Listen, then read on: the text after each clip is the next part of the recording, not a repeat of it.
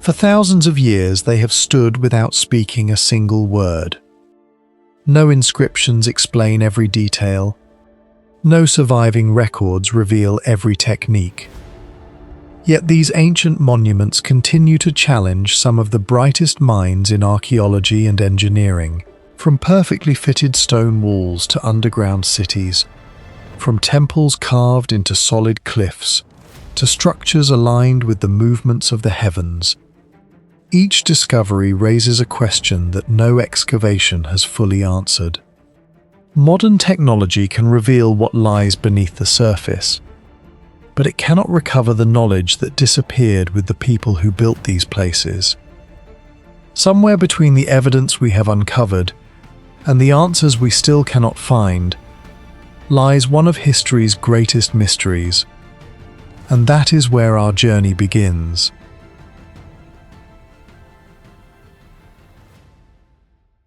Surya Pahar, rising above the Brahmaputra Valley in Assam, India, preserves one of the largest forgotten rock-carving landscapes in South Asia, where hundreds of monuments appear to have been shaped directly into solid granite, with a level of precision that still raises difficult archaeological questions. While famous sites often owe their reputation to enormous temples or towering pyramids, Surya Pahar challenges researchers for a different reason. The astonishing achievement here is not a single structure, but an entire hillside transformed into an accurately planned sacred landscape, carved into one of the hardest natural materials available to ancient craftsmen.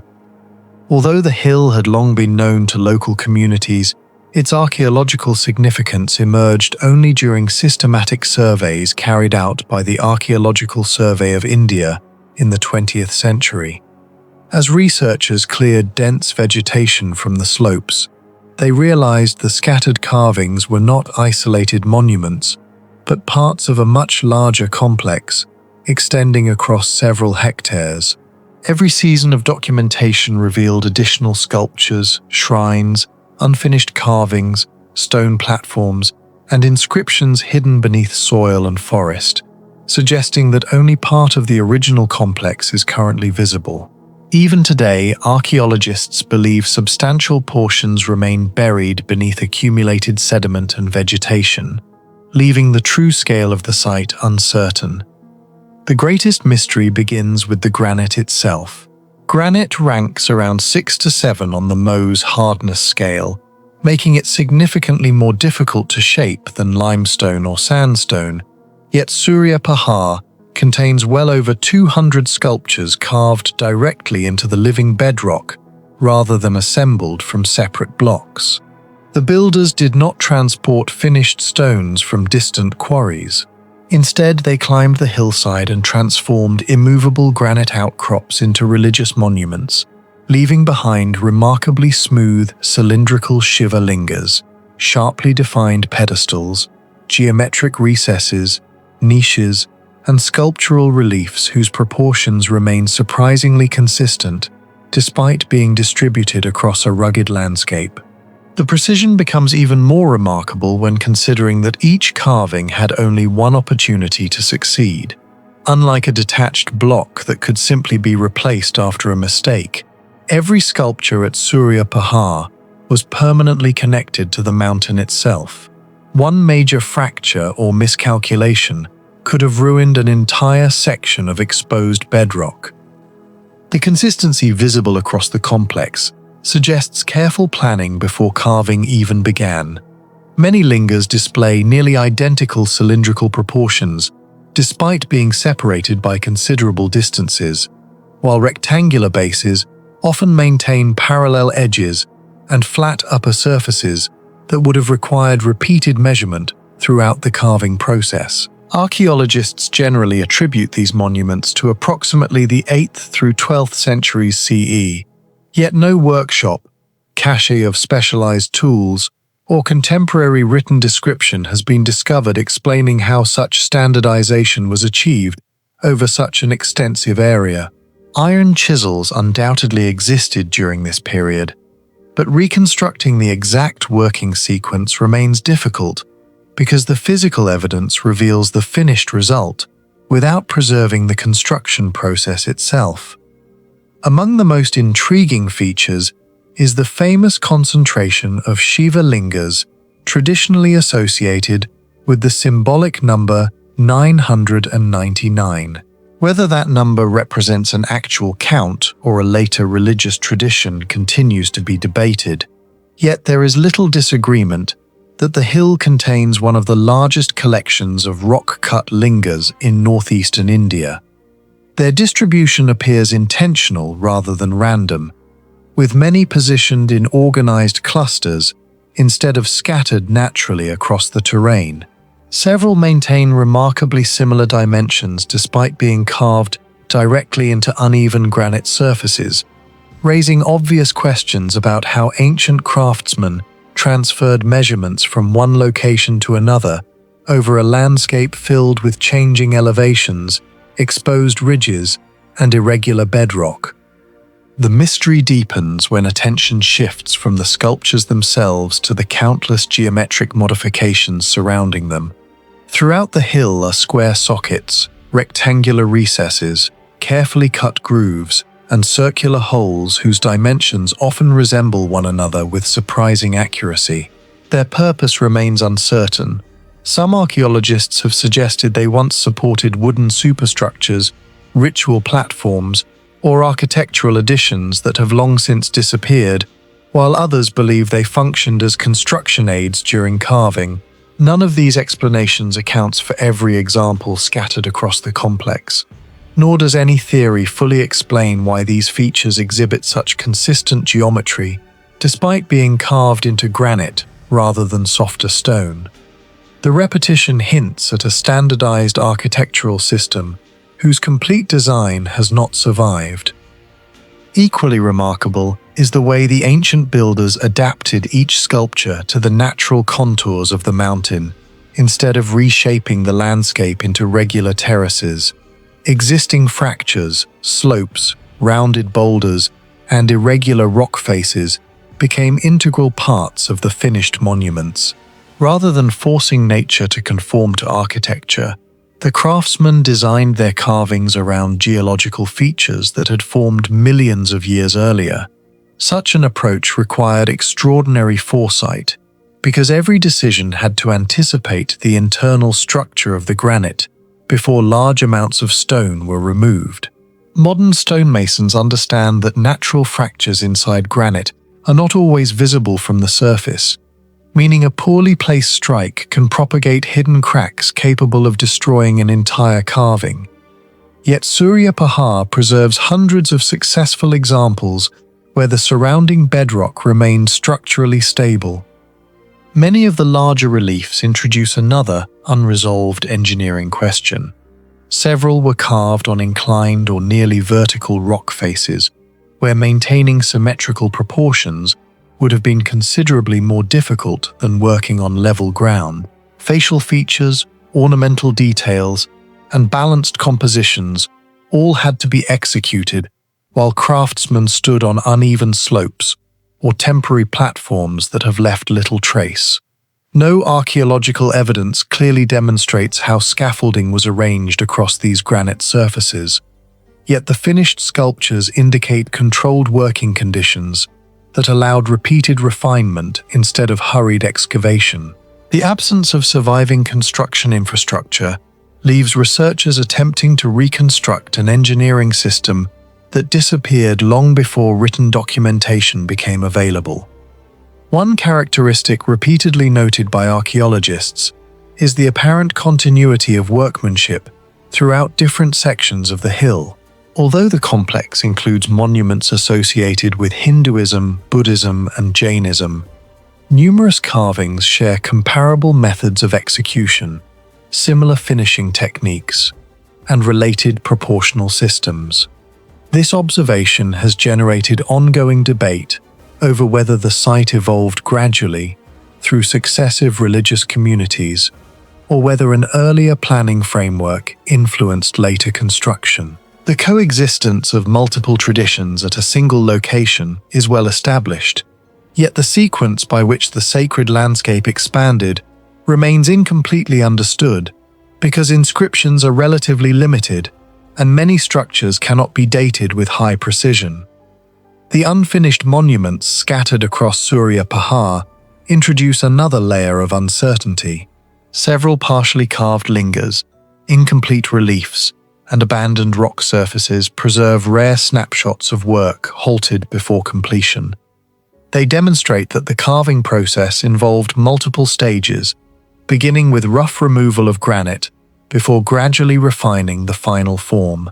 Curiously, these unfinished examples do not appear concentrated in one isolated area, but occur at different points across the hill. Archaeologists continue debating whether construction ended because of political change, shifting religious priorities, economic decline, or factors that left no surviving historical record. Without written explanations, the abandoned carvings function almost like frozen moments in an interrupted project, whose original ambitions remain impossible to measure. Microscopic examination of tool marks has answered some questions while creating others. Parallel chisel grooves, percussion scars, and finishing traces clearly demonstrate extensive manual stoneworking rather than natural erosion. However, identifying precisely how teams organized such large-scale production remains difficult because similar surface finishes appear on monuments separated by significant distances. Experimental archaeology has successfully reproduced individual granite carving techniques using traditional iron tools, but reproducing the cumulative precision visible across hundreds of monuments spread over an entire hillside presents a far greater challenge than carving a single sculpture under controlled conditions. The issue is therefore not whether granite can be worked manually, but how such consistency was maintained over years or perhaps generations without detectable deviation in planning standards.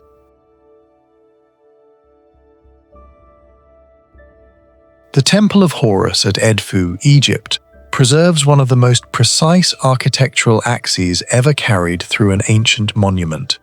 For centuries, much of the temple remained buried beneath sand, Nile sediment, and houses built over the ruins.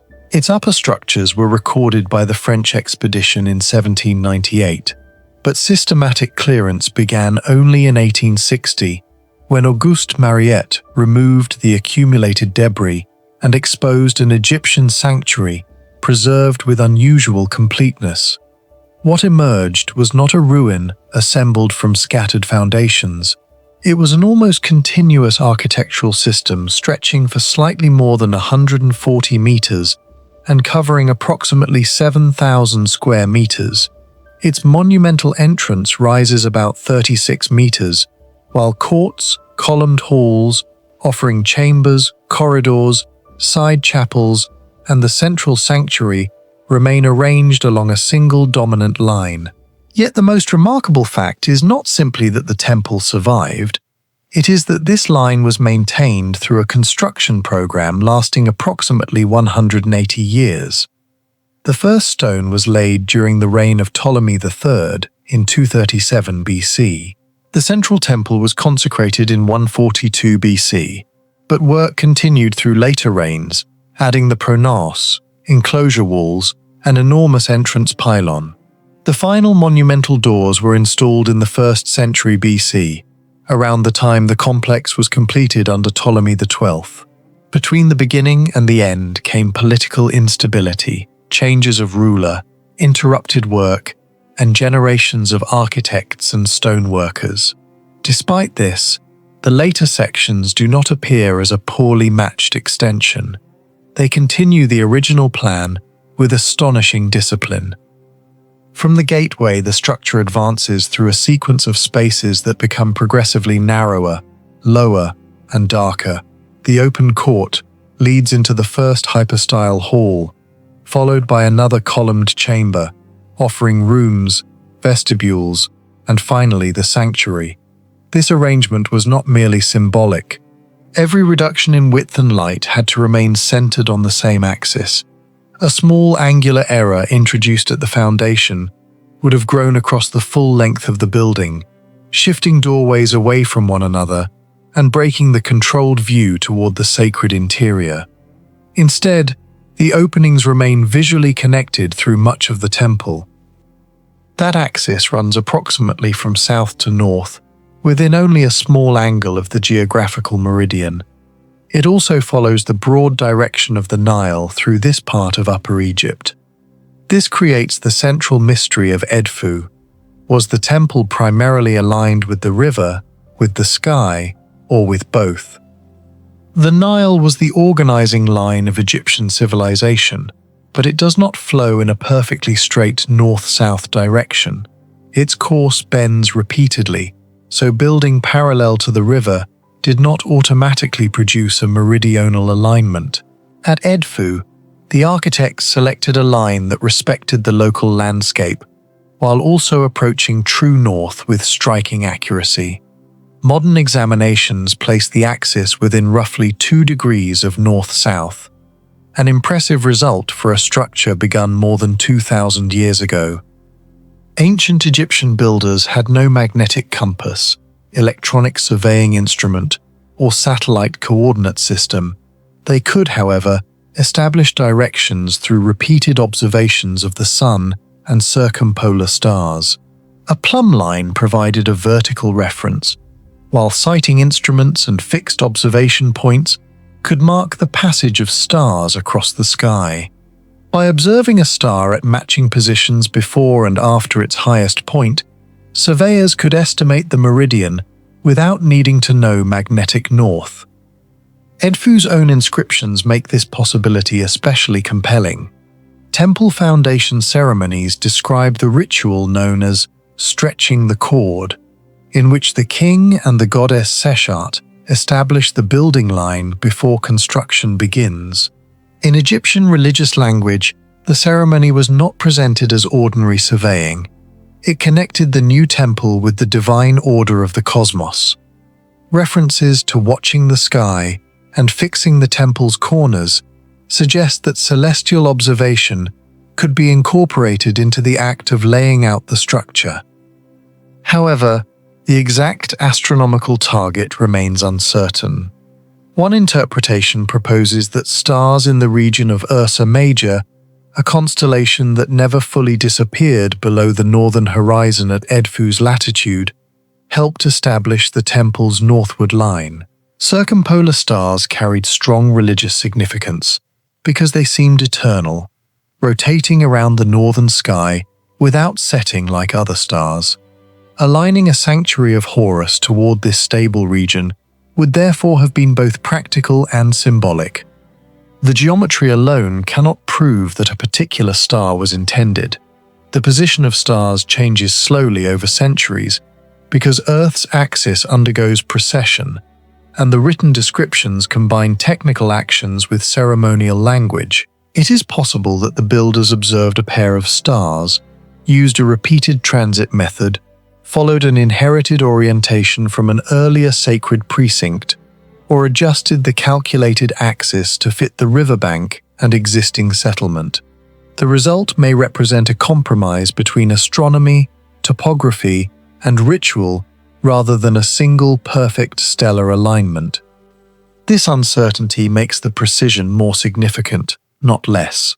Edfu was erected on the site of earlier religious structures, yet evidence indicates that an older temple had followed a different east-west orientation. The Ptolemaic builders therefore did not simply copy every existing wall, they established a new south-north system and then imposed it across a large and crowded sacred landscape. That decision required a reliable reference line, strong enough to survive nearly 2 centuries of construction. Maintaining it demanded more than a successful foundation ceremony. Builders had to preserve fixed points while walls rose and working surfaces disappeared beneath later masonry. Horizontal levels had to be transferred between distant sections. Column bases had to be positioned before shafts and capitals obscured the original measurements. Doorways separated by several chambers had to remain centered, even as floor levels changed and interior spaces contracted. They probably relied on cords, measuring rods, plumb bobs, water levels, sighting lines, and grids marked directly onto prepared surfaces. None of these tools was technologically mysterious. The difficulty lay in using simple instruments consistently across a monument of this scale.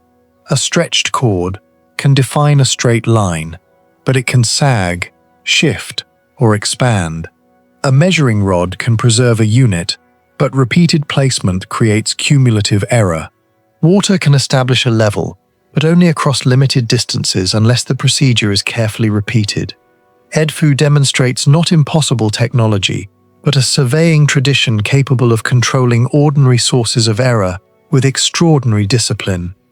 The temple's inscriptions help reveal how that discipline endured. Edfu contains one of the largest surviving collections of Ptolemaic hieroglyphic texts. Among them are records describing construction stages, ceremonial dimensions, sacred geography, and the mythological principles behind the plan. They show that the monument was not improvised room by room. Its form belonged to a codified architectural tradition in which measurements, functions, decoration, and ritual movement were coordinated. Even the carved surfaces had to obey this underlying order. Long registers of figures and hieroglyphs cross walls, columns, and door frames, while remaining organized within carefully established bands. Reliefs were integrated with architectural boundaries rather than added randomly after construction. The placement of each scene depended on the room's religious function and its position along the central route. Geometry controlled not only the stone structure, but also the visual narrative covering it. The surviving evidence does not support the idea that Edfu required a lost machine or an unknown civilization. Its greater mystery is more realistic and more difficult. How did an ancient institution preserve a single geometrical intention for 180 years? The names of rulers changed, craftsmen died, and construction paused, yet the axis survived. Somewhere within the temple administration, knowledge had to pass from one generation to the next through measurements, written records, physical reference points, or closely guarded professional training. Apadana Palace rises from the monumental terrace of Persepolis in southern Iran, its ruined columns marking one of the most precisely organized ceremonial buildings of the ancient world. European travelers had described the ruins for centuries, but systematic excavation began in the early 1930s when Ernst Herzfeld and later Erich Schmidt exposed stairways, column bases, inscriptions and foundation deposits beneath the palace. What emerged was not simply a royal hall, but an enormous construction planned as a single controlled geometric system. Darius the Great began Persepolis around 518 BCE, cutting part of its platform from the slope of Mount Rahmat, and building the rest with massive retaining walls and carefully placed stone fill. Apadana occupied the most commanding part of this artificial landscape. Its central hall formed a square approximately 60 meters on each side, containing 36 columns arranged in 6 perfectly ordered rows. Porticos on 3 sides added another 36 columns, bringing the original total to 72. Depending on where its outer limits are measured, the palace complex covered approximately 12,000 square meters, yet its walls, staircases, doorways, and load-bearing supports were all tied to the same underlying plan. This enormous footprint is the first and most difficult engineering question. Before a single column could be raised, the builders had to establish a stable and nearly level construction surface across ground that was partly natural rock and partly man-made terrace. A small difference in elevation would not have remained local. It would have altered the height of the columns, shifted the roof beams, and transferred uneven loads into the masonry. Across a building more than 100 meters wide, errors could accumulate until distant sections no longer aligned. Instead, the surviving bases reveal a disciplined grid in which rows meet at right angles and architectural elements correspond across long distances. claims that the foundation has literally zero error cannot be scientifically demonstrated from the damaged ruins, and no accepted survey proves that every point differed by only a few millimeters. The more defensible mystery is still remarkable. The builders maintained a consistent reference plane and regular geometry across more than 12,000 square meters, using tools that left almost no direct archaeological trace. They had plumb lines, measuring cords, straight edges, water-based leveling methods, and generations of practical knowledge, but no surviving Persian engineering manual explains how these instruments were coordinated over such a large site. The difficulty becomes clearer when the terrace itself is considered. Persepolis stands on a platform covering roughly 125,000 square meters, partly carved from the mountain and partly constructed above the plain. Apadana was therefore not founded on one uniform geological surface. Its builders had to understand where bedrock could carry weight directly and where artificial sections required filling, drainage, and retaining masonry. The palace then supported columns nearly 20 meters high, thick mud brick walls and a roof assembled from enormous wooden beams. Every load ultimately passed into the platform below. The floor was not created by pouring one continuous material that could level itself. It was assembled through excavation, stone cutting, packing, and repeated measurement. The builders had to transfer the same elevation from one working area to another, even when walls, stone blocks, and construction activity obstructed direct sight lines. Modern engineers would use optical levels, laser instruments, and permanent benchmarks. The Achaemenid builders apparently achieved the necessary control with simple devices, but the precise sequence remains unknown because the working surfaces, markers, and temporary structures disappeared when construction ended. That accuracy continued upward. The 36 columns of the central hall stood at regular intervals, forming a structural grid rather than a decorative forest of stone. Each position had to correspond with the roof above, because the double animal capitals were designed to cradle horizontal beams. A column placed slightly outside its intended line would force the timber framework to bend, sit unevenly, or miss its support. When this requirement is repeated across 6 rows in both directions, the palace becomes a 3-dimensional measuring problem in which errors in the foundation, base, shaft, and capital could not be treated separately. The columns themselves were assembled from carved stone elements and rose to approximately 19.5 meters, although reconstructed measurements vary according to column type and location. Their fluted shafts had to remain vertical, while supporting capitals carved as paired bulls, lions, or composite creatures. These animals were not merely symbols of imperial power.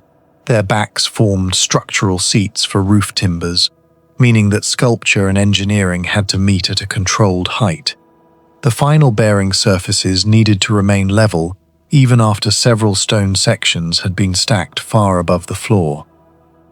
How the Persians raised these pieces is still reconstructed rather than directly documented.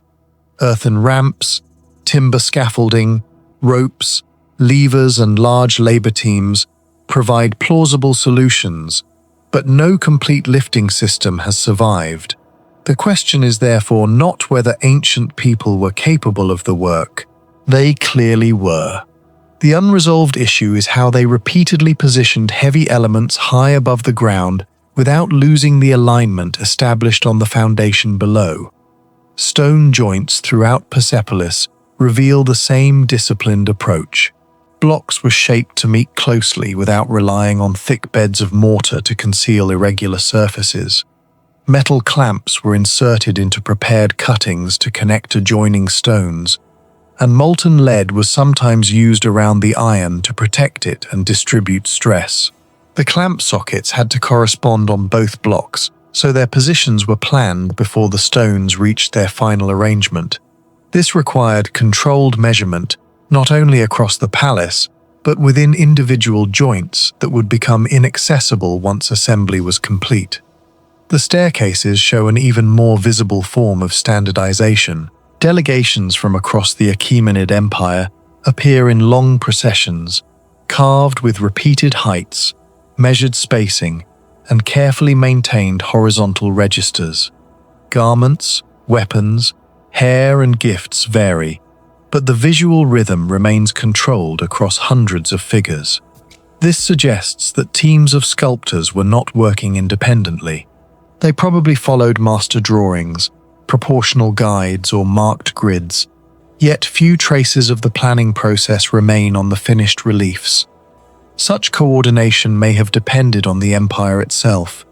Administrative tablets from Persepolis record workers, rations, skilled specialists, and groups drawn from different regions. Achaemenid architecture combined knowledge associated with Mesopotamia, Egypt, Anatolia, and Iran, then organized it under a unified royal program. Apadana's precision may therefore have come not from a mysterious lost machine, but from an exceptional system of surveying, standardized measurement, specialist labor, and centralized supervision. Even that explanation leaves a significant gap. Archaeologists can identify the finished grid, calculate the column spacing, and study tool marks, but they cannot fully reconstruct the chain of measurements that held the project together. No known text states where the builders established their primary benchmark, how often elevations were checked, how surveying errors were corrected, or how separate teams reproduced the same dimensions over decades of construction.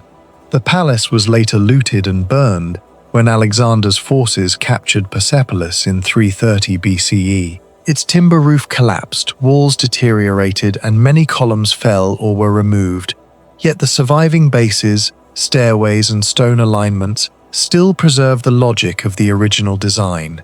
Destruction removed most of the building, but it also exposed the precision beneath it. The Bat archaeological complex in the gravel plains of northern Oman preserves the remains of one of Arabia's oldest urban landscapes, where thousands of stone structures still challenge what archaeology can confidently explain. The ruins lie in the Al-Dahira region of Oman, at the foot of the western Hajar Mountains, where underground water emerging from seasonal wadis allowed communities to flourish in an otherwise arid environment during the early Bronze Age. Between roughly 3,000 and 2,000 years before Christ, Bat became one of the largest settlements of the Nar culture, occupying a strategic position between the copper-rich mountains and long-distance trade routes linking Mesopotamia, southeastern Arabia, and the Indus Valley. Today, the landscape contains more than 100 monumental stone towers, hundreds of beehive tombs, ancient settlements, and cemeteries spread across several square kilometers, forming one of the most complete Bronze Age archaeological landscapes preserved anywhere in Arabia. Unlike many famous ancient cities, Bat never disappeared beneath later construction.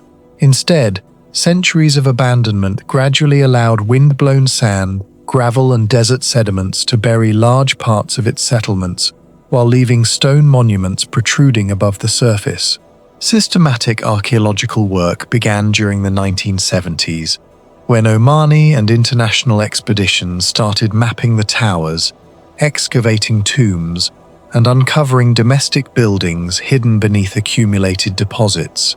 Every excavation revealed that what appeared from the surface to be isolated monuments actually belonged to an organized urban landscape whose complexity had remained invisible beneath the desert for nearly 4,000 years. As more of the city emerged, archaeologists realized Bat represented something far more sophisticated than a collection of prehistoric villages. The settlement was carefully positioned beside fertile agricultural land, fed by natural groundwater, while monumental towers occupied commanding locations overlooking fields and ancient travel corridors. Excavations uncovered houses, storage facilities, cemeteries and defensive structures connected across the landscape, suggesting coordinated planning rather than gradual, random expansion. Yet despite decades of research, no written records survive to explain who directed these projects, how labor was organized, or what administrative system made construction on such a scale possible. The most debated mystery concerns the remarkable precision with which many of Bat's major monuments were aligned. Surveys have shown that numerous circular towers and funerary monuments follow remarkably consistent orientations rather than being placed randomly across the terrain. Several entrances face approximately east, while other structures appear intentionally aligned toward sunrise during specific seasons or toward prominent mountain horizons that mark important solar events. Although small variations exist between monuments, the overall pattern is difficult to dismiss as coincidence. Researchers have proposed that these alignments may have served agricultural calendars, ceremonial practices, or symbolic relationships between the living settlement and surrounding cemeteries. Yet no consensus has emerged because no inscriptions or astronomical records survive to explain the builder's intentions. The precision itself raises another question. Establishing consistent orientations across dozens of monuments would have required repeated observations of the sun or surrounding landmarks over many years, together with reliable methods for transferring those measurements into large construction projects. Archaeologists understand the geometry visible in the finished buildings, but the practical surveying techniques that produced such accuracy remain almost completely unknown. That uncertainty becomes even greater when examining the towers themselves.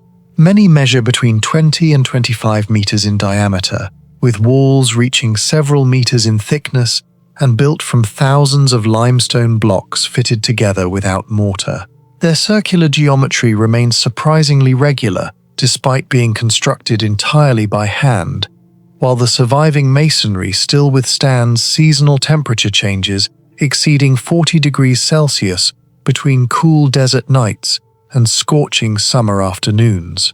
Excavations have uncovered internal compartments, stairways, and evidence for repeated rebuilding, yet none of these discoveries has resolved the central mystery of their function. Some archaeologists interpret them as defensive fortifications, others as ceremonial centers, administrative buildings, or communal storage facilities, while another possibility is that they combined several roles throughout their long history. The architecture alone refuses to fit neatly into any single explanation. Equally remarkable is the engineering behind the dry stone construction. Every wall depends entirely on carefully selected blocks, balanced through weight, friction, and geometry instead of mortar. Builders had to choose stones with compatible shapes, distribute loads evenly across curved walls, and compensate for irregular natural rock without modern measuring equipment. Very few unfinished structures have been found, and archaeologists have discovered almost no evidence of specialized stoneworking workshops capable of explaining how thousands of building blocks were prepared with such consistency. Experimental archaeology has demonstrated that similar masonry demands exceptional planning and skilled labor. Yet BAT preserves almost none of the technological evidence normally expected from construction on this scale. The surrounding cemeteries introduce another layer of unanswered questions. Hundreds of beehive tombs rise across nearby ridges, each built from stacked stone courses that gradually narrow toward the top to create elegant conical forms. Many appear astonishingly similar in diameter, height, and overall proportions, despite having been constructed across generations. Such consistency suggests standardized design principles and experienced builders working from shared knowledge, but no measuring tools, architectural drawings, or written instructions have ever been recovered. Excavations show that many tombs contained multiple burials over long periods, indicating that communities repeatedly returned to carefully maintained monuments whose construction methods remain largely invisible in the archaeological record. Bat also occupied one of the most valuable economic positions in Bronze Age Arabia. The nearby Hajar Mountains contain some of the richest copper deposits in the region, and Mesopotamian cuneiform texts describe a land called Magan, widely identified with ancient Oman, as a major supplier of copper during the 3rd millennium before Christ. Chemical analysis of copper artifacts supports extensive exchange between Oman, southern Mesopotamia, and regions extending toward the Indus civilization.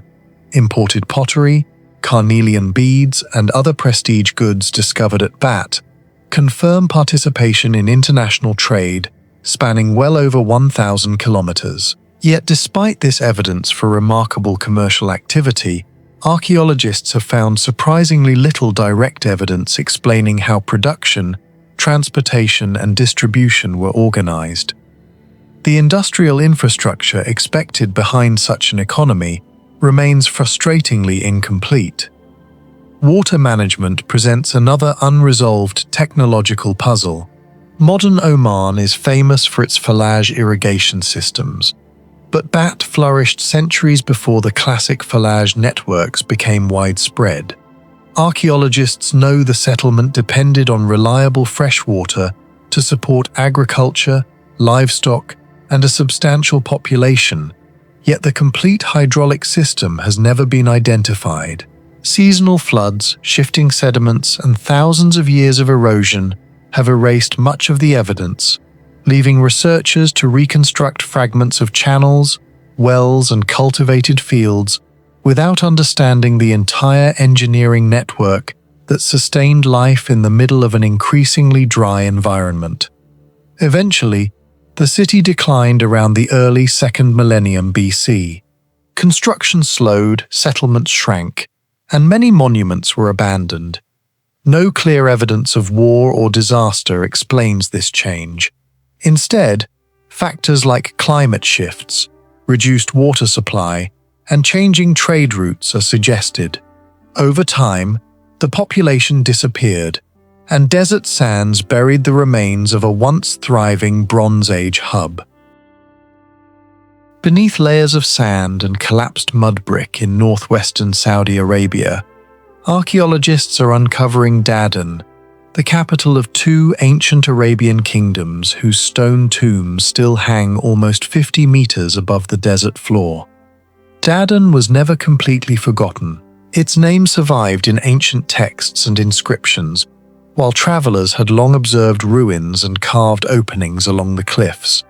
Yet the scale of the settlement remained concealed until archaeological excavation began exposing walls, temples, statues, streets, pottery, inscriptions, and successive construction layers buried beneath the oasis.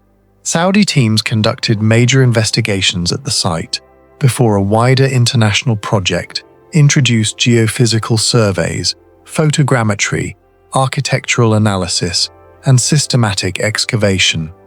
Even now, only part of the urban center has been examined, and active research continues across areas still covered by sand and later occupation.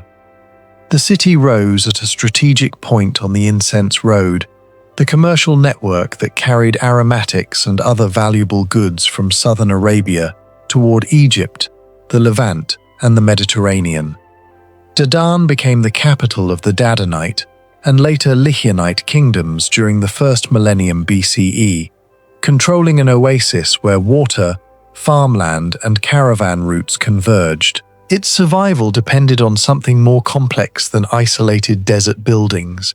Excavations reveal an organized settlement with religious structures, monumental sculpture, storage areas, domestic architecture, and construction phases accumulated over centuries. A sandstone statue discovered there, measuring approximately 2.3 meters in height and dated between the 5th and 3rd centuries BCE, demonstrates that Dadan's craftsmen could produce monumental human figures as well as architecture. Yet much of the city remains underground, leaving its original boundaries, population, street system, and complete sequence of development unresolved. The most difficult evidence to explain is not buried beneath the settlement, but cut into the cliffs overlooking it. Numerous rectangular tombs were excavated directly into the sandstone, some positioned so high above the ancient valley that their construction required workers to operate on steep rock faces with no surviving trace of permanent stairs. Among them are the lion tombs, burial chambers associated with elite individuals and marked by seated lions carved beside or above their entrances. The best-known examples stand roughly 50 meters above the oasis, where the sculptors had to reach the rock, establish a stable working surface, mark the design, remove large quantities of material, and preserve the proportions of the facade while looking at it from only a short distance. No impossible machinery is required to explain these tombs, but the construction process remains poorly documented. Iron chisels, stone hammers, picks, measuring cords, wooden scaffolds, and repeated abrasion could have achieved the work, yet archaeology has not recovered a complete toolkit or a contemporary description of how Dedan's masons used it. The sandstone is workable, but it is not uniform.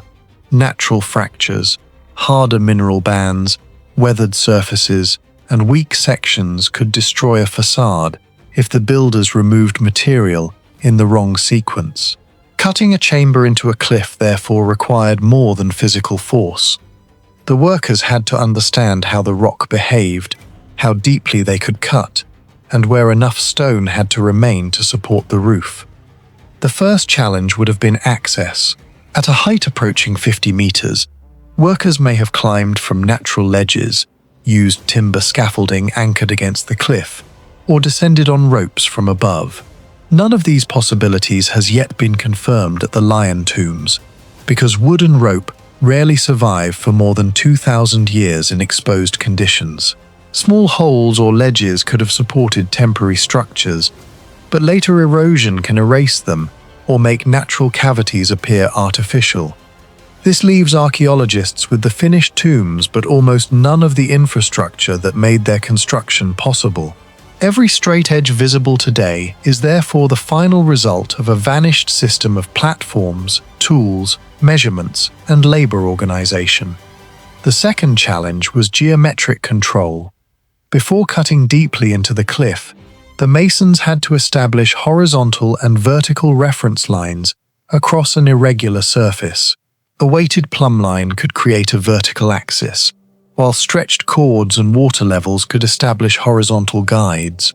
Simple geometry was fully capable of producing the design, but applying it high on a cliff was far more difficult than drawing it on the ground.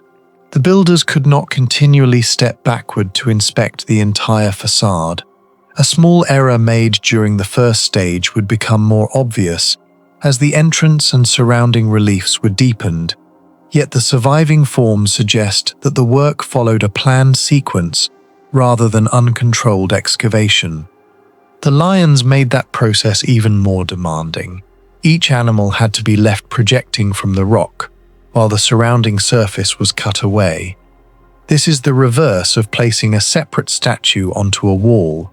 The sculptor could not replace material once it had been removed. The position of the body, paws, head, and surrounding frame had to be established before the relief emerged. Tool marks and unfinished features can reveal parts of the carving sequence, but no surviving design grid explains how the proportions were transferred onto the cliff. The symmetry is not mechanically perfect, nor does it need to be, yet it is controlled enough to show that specialized craftsmen were working from shared rules rather than improvising each figure independently. Inside the tombs, the technical problem changed again. Workers had to remove stone from confined spaces while maintaining a roof thick enough to resist collapse. Light would have weakened as the chambers advanced, dust would have accumulated, and broken material had to be carried through narrow entrances.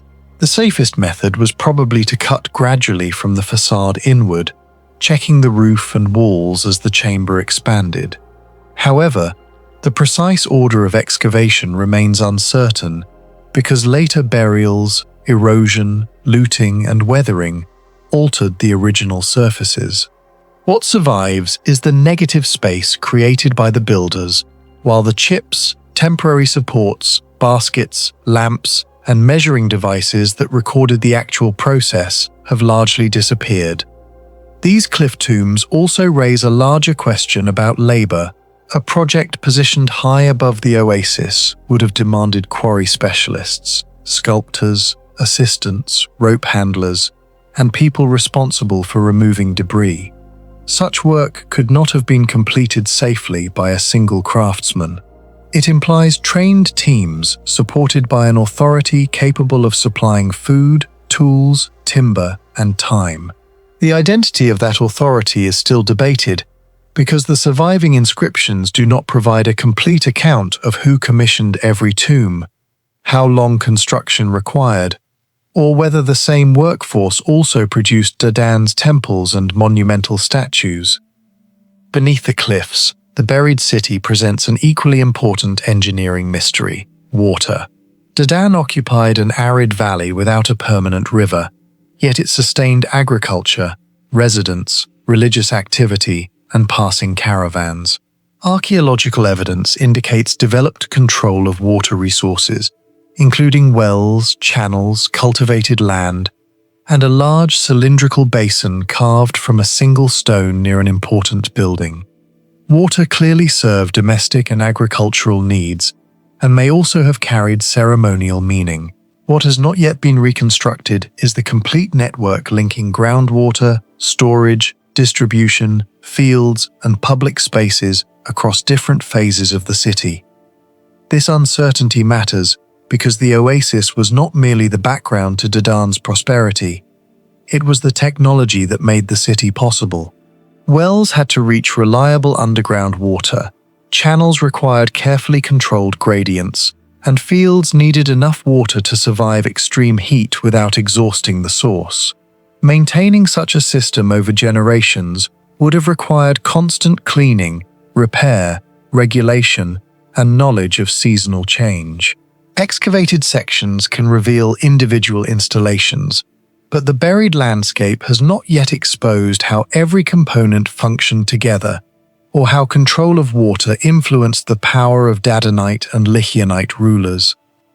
The city eventually lost its political dominance as regional trade and power shifted, while later occupation, erosion, structural collapse, and wind-blown sediment concealed much of its architecture. Mud brick walls deteriorated into layers that became difficult to distinguish from the surrounding earth, and the visible cliffs survived more clearly than the streets below. This imbalance shaped the modern image of Dadan. The tombs appeared to stand alone in the desert, while the city for which they were built remained hidden beneath them. Located on the limestone plains of northern Bahrain, a few kilometers west of modern Manama, the Barbar Temple complex stands as one of the oldest ceremonial centers in the Persian Gulf. Although modest in scale compared to the pyramids of Egypt or the ziggurats of Mesopotamia, it is regarded by archaeologists as one of the most significant surviving monuments of the Dilmun civilization.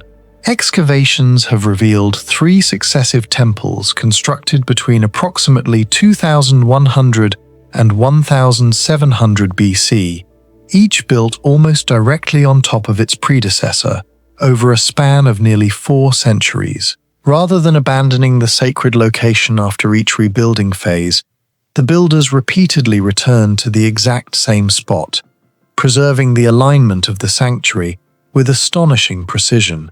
Even after decades of excavation, many aspects of the site's engineering remain unexplained, raising questions about how an island civilization with limited natural resources achieved such remarkable accuracy in architecture, hydrology, and long-term planning.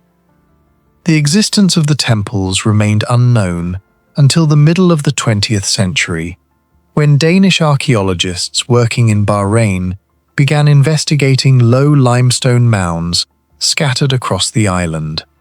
Between 1954 and 1962, Expeditions led by Geoffrey Bibby and his colleagues uncovered the buried foundations of 3 superimposed temples, massive stone platforms, ceremonial altars, staircases descending underground, and an elaborate sacred well, unlike anything previously discovered in the region. The excavation transformed scholarly understanding of Dilmun, a civilization mentioned repeatedly in Sumerian and Akkadian texts as a prosperous trading kingdom linking Mesopotamia with Oman and the Indus Valley. Ancient inscriptions described Dilmun as a land associated with fresh water, abundance, and the god Enki, but until Barbar was excavated, little physical evidence existed to connect those descriptions with a real ceremonial landscape. Almost immediately, one feature distinguished Barbar from nearly every other Bronze Age temple in Arabia. Instead of being organized around a palace, fortress, or monumental tomb, the entire complex revolved around an underground freshwater spring. At the center of the sanctuary, broad stone staircases descended toward a deep well, fed naturally by groundwater, rising through the island's limestone bedrock. Every architectural phase preserved this same water source as the focal point of construction. Walls, altars, courtyards, and processional spaces were rebuilt repeatedly around it, suggesting that the spring itself held greater significance than the surrounding buildings. Modern hydrogeology explains that Bahrain's freshwater originates from aquifers replenished by rainfall filtering through limestone formations. Yet this scientific explanation does not answer the archaeological mystery. The builders somehow selected precisely the right location centuries before formal geological knowledge existed, placing their sanctuary directly above one of the island's most reliable freshwater sources. No evidence has been found indicating how they identified the underground spring, or why they regarded this exact location as uniquely sacred. The engineering required to construct the temples presents another unresolved puzzle. Bahrain contains relatively limited building stone compared with neighboring regions, yet Barbar was constructed almost entirely from carefully cut limestone blocks, weighing hundreds of kilograms each. Many blocks display flat surfaces, straight edges, and remarkably consistent dimensions, despite being shaped with Bronze Age technology. The foundations themselves are especially impressive. Excavations revealed extensive stone pavements, laid with minimal variation in elevation, producing stable platforms capable of supporting successive rebuilding projects for centuries. Such precision required accurate surveying, careful preparation of the underlying ground, and sophisticated planning long before the first visible walls were erected. Archaeologists understand the general sequence of construction, but they still cannot fully reconstruct the measurement techniques used to establish such level foundations with simple tools. Transporting the stone introduces another technical question. The temples required thousands of individual blocks, yet no definitive quarry supplying all of this material has been identified. Some limestone may have originated from local outcrops, while higher quality stone could have been transported across the island or even by sea from neighboring regions. If maritime transport played a significant role, it would demonstrate an unexpectedly organized logistical system for a Bronze Age island kingdom. Ships would have needed to carry heavy construction materials, unload them efficiently, and move them inland before precise placement within the temple foundations. Archaeological evidence confirms that Dilmun merchants maintained extensive trade networks across the Persian Gulf, exchanging copper, timber, ivory, shell, and luxury goods. But the infrastructure supporting large-scale construction material transport remains largely invisible. As excavation progressed, archaeologists made another remarkable discovery.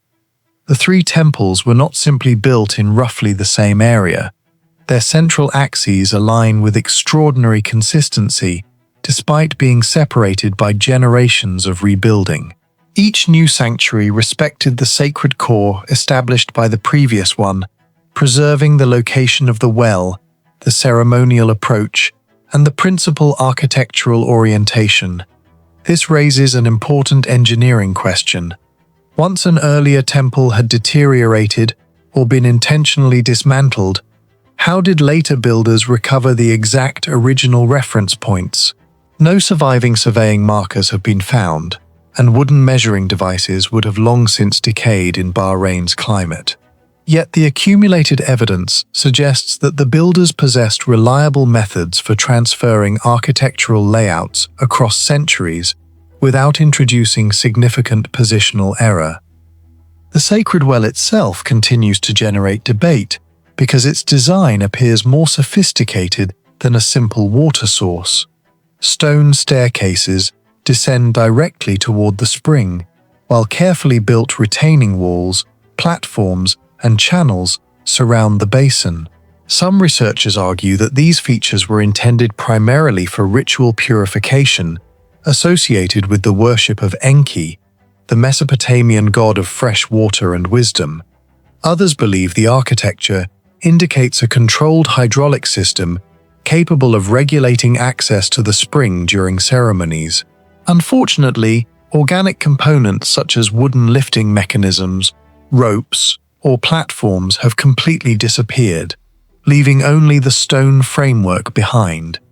As a result, archaeologists can describe the surviving architecture in great detail, but cannot confidently reconstruct how water was actually collected, distributed, or incorporated into religious practice.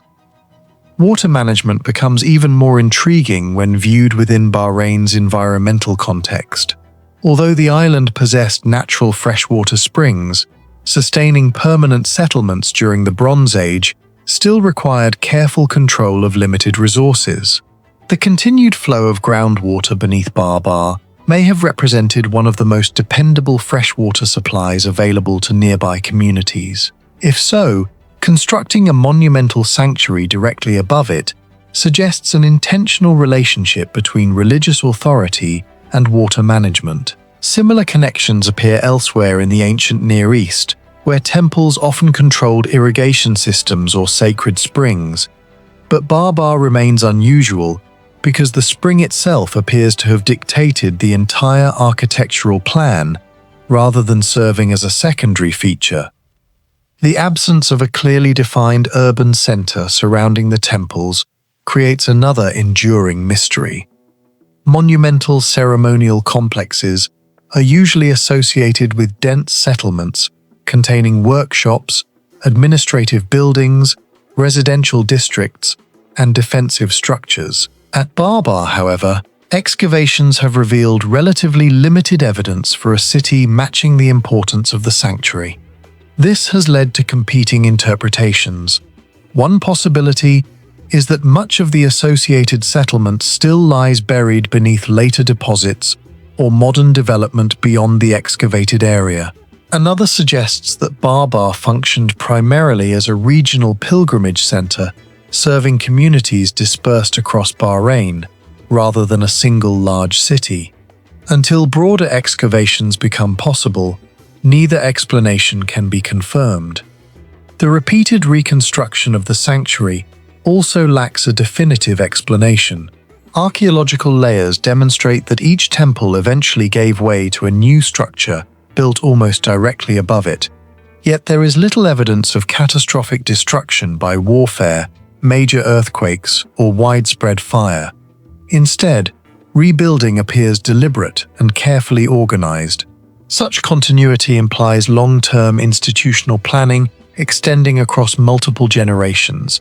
Maintaining architectural traditions over 4 centuries required stable religious leadership, skilled craftsmen capable of reproducing complex layouts, and a cultural system preserving technical knowledge with remarkable consistency. Exactly how this knowledge was transmitted remains unknown because no architectural manuals, construction records, or inscriptions describing the rebuilding process have ever been recovered.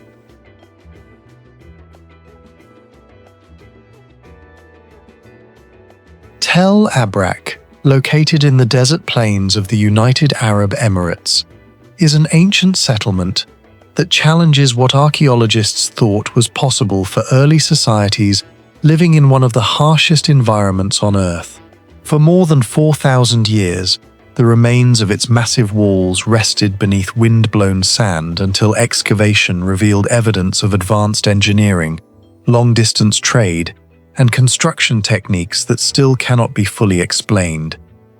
Tel Abrak occupies a strategic position near the modern border between the Emirates of Sharjah and Al-Quwain, close to the ancient coastline of the Arabian Gulf. The site first attracted archaeological attention during surveys in the early 1980s, and systematic excavations led by international teams soon uncovered one of the largest Bronze Age settlements ever discovered in the United Arab Emirates. Stratigraphic analysis showed that the settlement was occupied from roughly 2500 BC until around 300 BC, meaning people continued rebuilding and inhabiting the site for more than 2 millennia. Instead of revealing a small oasis village, the excavations exposed an unexpectedly complex community with monumental architecture, industrial activity, imported goods, and evidence of extensive regional influence buried beneath layers of desert sediment. The most striking structure uncovered at Tel Abrak is a circular fortified building measuring approximately 40 meters in diameter, surrounded by walls reaching nearly 3 meters in thickness. Circular fortifications of this size are exceptionally rare across southeastern Arabia during the Bronze Age, making the structure unique within the region. Archaeologists believe it served as the defensive and administrative center of the settlement, yet its geometry immediately raises difficult technical questions.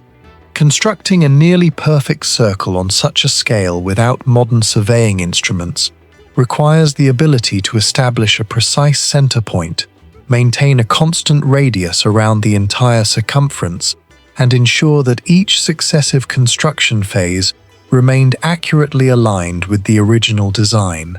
No measuring devices, layout markers, or written construction plans have ever been recovered from the site. Even after decades of excavation, researchers still cannot determine exactly how the builders achieved such geometric consistency using only the simple tools known to have existed at the time. Excavation also demonstrated that the fortification was not erected during a single construction campaign. Instead, it underwent repeated rebuilding, enlargement, and reinforcement over several centuries. New walls followed the same circular alignment established by earlier builders, even after previous structures had partially collapsed and become buried beneath accumulated debris. This continuity suggests that successive generations either preserved remarkably accurate construction knowledge or possessed reliable methods for relocating the original geometric center despite substantial changes to the landscape. Archaeology can identify each construction phase through differences in brickwork and stratigraphy, but it cannot explain how those builders repeatedly reproduced the same layout with such precision across centuries. Among the greatest engineering mysteries at Tel Abrak is not the fortification itself, but the material from which much of it was built. Large sections of the walls consist primarily of mud brick, a material generally regarded as vulnerable to erosion, especially under extreme environmental conditions. The Arabian Gulf experiences summer temperatures exceeding 50 degrees Celsius, intense solar radiation, seasonal humidity driven by coastal conditions, and frequent sand-laden winds capable of gradually wearing away exposed surfaces. Under such circumstances, ordinary unfired mud brick typically deteriorates rapidly unless it receives continuous maintenance. Yet significant portions of Tel Abrak's mud brick architecture survived beneath the desert for more than 4,000 years, preserving enough structural integrity for archaeologists to reconstruct the original plan of the fortification. Laboratory analysis has identified mixtures of clay, silt, sand, and organic temper within the bricks, but no definitive formula has been established that fully explains their extraordinary durability.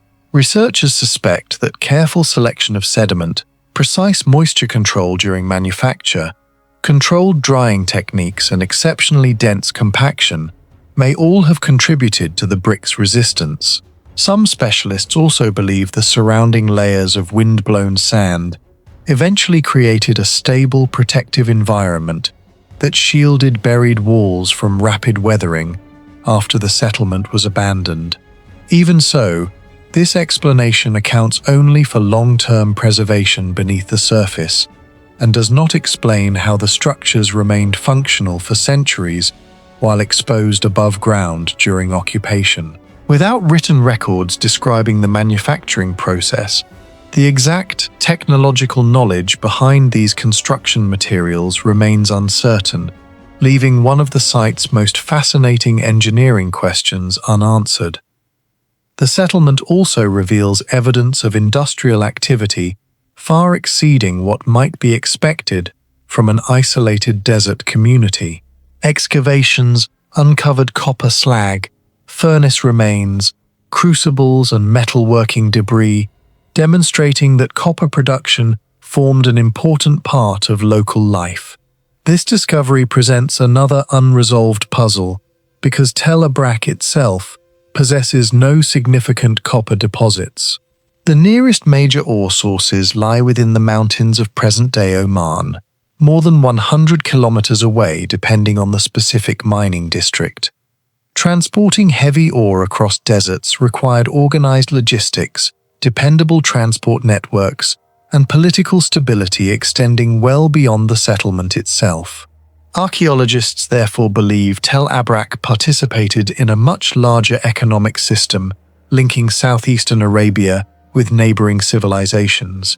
Yet the full structure of that network remains only partially understood. Imported artifacts reinforce that conclusion. Pottery originating from Mesopotamia has been recovered alongside ceramics associated with the Indus civilization, while shells, beads, and semi-precious stones demonstrate connections extending across the Arabian Gulf and the Arabian Sea. During the 3rd millennium BC, maritime trade already connected Mesopotamia, Dilmun, Magan, and the Indus Valley over distances exceeding 2,000 kilometers. Tel Abrak appears to have occupied an important position within this commercial landscape, but its exact function remains debated.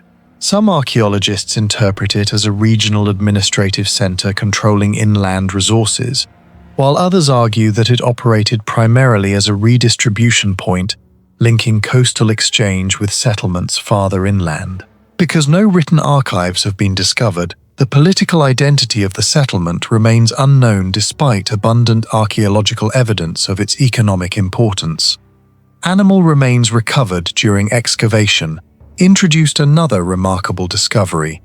Tel Abrak produced some of the earliest convincing evidence for the use of domesticated camels in southeastern Arabia.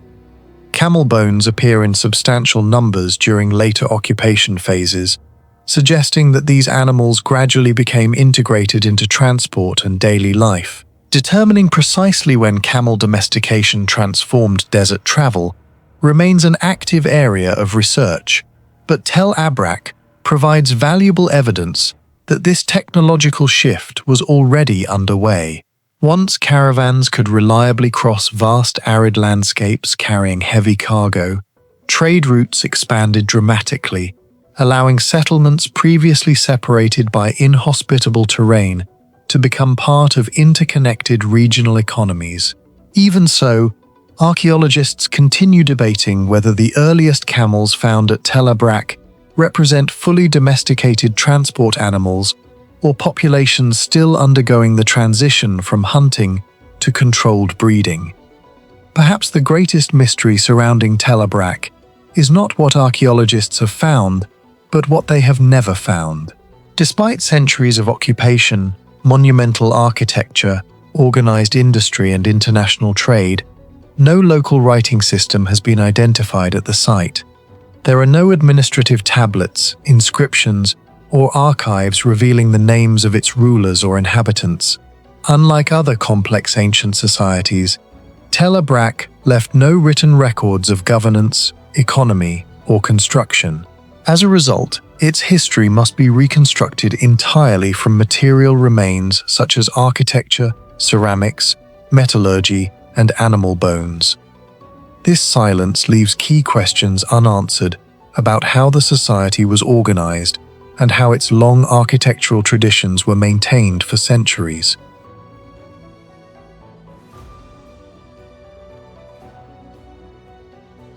Ahu Tongariki, standing on the southeastern coast of Easter Island in the middle of the Pacific Ocean, appears at first to be another line of famous Moai statues, yet the closer archaeologists examine the monument, the less it resembles a ceremonial platform, and the more it resembles an engineering project, executed with a level of precision that seems astonishing for a society working without metal machinery, wheeled transport, or written technical records.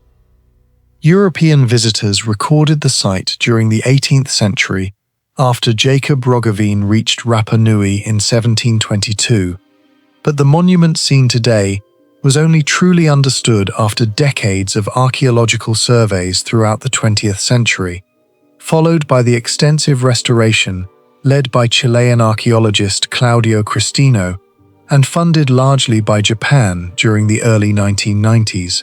Before that work, the entire platform had been reduced to chaos after the magnitude 9.5 Valdivia earthquake of 1960 generated a Pacific tsunami estimated at around 10 to 11 meters high when it struck this coastline, knocking every statue from its original position. Ironically, that destruction exposed the ancient foundations beneath the fallen Moai, allowing researchers to document construction details that had remained hidden for centuries.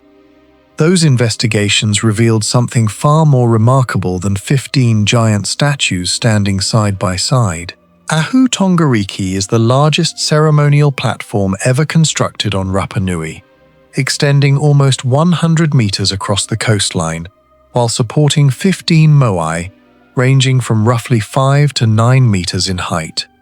The heaviest examples approach 90 tons, meaning the platform carries well over 600 tons of carved volcanic stone distributed across its length. Such numbers alone are impressive, but the true mystery begins when engineers examine how those enormous loads were arranged with such extraordinary consistency.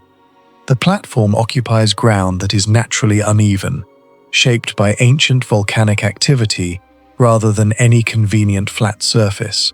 Instead of following the contours of the terrain, the builders created a remarkably level architectural line that allows every statue to appear perfectly balanced across nearly 100 meters. Modern surveys have shown that the visible tops of the platform maintain an exceptional degree of consistency despite variations in the underlying bedrock. Achieving that result required more than simply stacking stones. Each foundation had to compensate for differences in elevation while supporting statues whose weight could vary by dozens of tons. A mistake of only a few centimeters beneath one moai would become visually obvious once 15 monuments stood together in a continuous row. That precision becomes even more striking because the moai were not carved as a single coordinated project. Archaeological evidence indicates they were produced during different periods, most likely across generations between approximately AD 1100 and AD 1600. Individual statues differ in height, facial proportions, and stone characteristics because they originated from separate carving episodes within the Rano Raraku quarry, located about 1 kilometer away in a straight line. Despite those differences, once placed on Ahu Tongariki, they form an almost uninterrupted visual rhythm, with shoulders, eye levels, and overall spacing appearing deliberately standardized. It suggests the builders followed a consistent architectural system that survived for centuries, yet no written description of that system has ever been found, because the Rapa Nui civilization left no surviving technical documents. As researchers reconstructed the monument during the 20th century, Another puzzle emerged beneath the statues themselves. The visible platform is only the upper portion of a far more substantial structure, composed of carefully arranged basalt blocks. Rather than relying on loose fill, the builders assembled dense stone foundations capable of spreading enormous loads across unstable volcanic ground. Many of the blocks fit closely enough that only thin gaps remain between them, despite centuries of earthquakes, erosion, and repeated tsunami impacts. Unlike later masonry traditions elsewhere, very little mortar was required because stability depended primarily upon geometry, weight distribution, and accurate placement. That hidden engineering helps explain why the restoration team was able to identify the original locations of individual moai with surprising confidence. When the statues were removed after the tsunami, archaeologists discovered distinct foundation sockets and stone settings that corresponded closely with each monument. Instead of finding evidence that the ancient builders had repeatedly shifted statues into place through trial and error, they found carefully prepared positions that suggested each moai had been intended for a specific location from the beginning. Modern cranes certainly lifted the statues during restoration, yet the placement itself largely followed patterns established centuries earlier by people possessing nothing more sophisticated than stone tools, ropes, timber, and remarkable practical knowledge. Questions become even more intriguing when attention shifts from the platform to the statues themselves. A moai weighing 70 or 80 tons remains stable only if its center of gravity falls within a very narrow range above its base. Any significant imbalance would gradually increase the risk of collapse through wind, seismic vibration, or simple ground movement. Nevertheless, many statues stood upright for centuries before warfare, deliberate toppling, or the 1960 tsunami brought them down. That long-term stability suggests the builders understood balance far better than is often assumed. The slight backward lean visible in several restored moai is not considered accidental, but instead reflects careful adjustment intended to keep the enormous masses securely positioned over their foundations. Equally fascinating is the question of orientation. Every restored moai at Ahu Tongariki faces inland rather than toward the Pacific Ocean, following the broader ceremonial tradition of Rapa Nui, in which ancestral figures watched over their communities. Yet the platform itself also appears to possess astronomical significance. Several researchers have argued that its alignment corresponds closely with solar events, particularly sunrise positions associated with seasonal transitions. Although debate continues regarding the exact ceremonial purpose, repeated measurements indicate the orientation is unlikely to be entirely random. If the builders intentionally established those alignments, they accomplished them without magnetic compasses, precision optics, or mathematical instruments comparable to those available in later civilizations. The famous red pukao, the cylindrical stone headdresses carved from the Puna Pau quarry, introduce another unresolved engineering challenge. Not every moai at Tongariki retains its pukao today, yet the examples found across Rapa Nui often weigh between 10 and 13 tons. Placing such massive cylinders onto rounded statue heads demanded extraordinary positional accuracy, because even slight misalignment could have caused catastrophic failure during installation. Archaeologists continue debating whether earthen ramps, timber frameworks, rope systems, or combinations of all three were employed, but no consensus has emerged that explains every surviving example. Transport remains another active area of research, although recent experiments have shown that carefully coordinated teams using ropes can move replica moai in an upright rocking motion. Even if that method accurately represents ancient practice, it answers only part of the larger puzzle. Delivering statues from Rano Raraku to Ahu Tongariki did not automatically guarantee successful installation. Each monument still had to arrive at precisely the correct position, stand at the correct elevation, maintain consistent spacing, and integrate visually with 14 others already occupying the platform. Precision, rather than transportation alone, defines the accomplishment visible today. The restoration project unexpectedly reinforced that conclusion instead of diminishing it. Modern engineers arrived equipped with cranes, surveying instruments, structural calculations, and geological analysis, yet much of their work depended upon understanding decisions made by unknown builders centuries earlier. The ancient sockets, foundation stones, and alignment lines repeatedly demonstrated that the original construction had followed a coherent design rather than evolving through improvisation. Every recovered detail made the platform appear less like a collection of isolated monuments and more like a carefully planned architectural composition extending almost 100 meters along the coast. Necropolis of Angelou Ruju is one of the oldest and most enigmatic underground burial complexes in the Mediterranean. Located near Alghero in northwestern Sardinia, Italy, this prehistoric necropolis contains more than 38 rock-cut tombs, carved into sandstone approximately 5,500 to 6,000 years ago.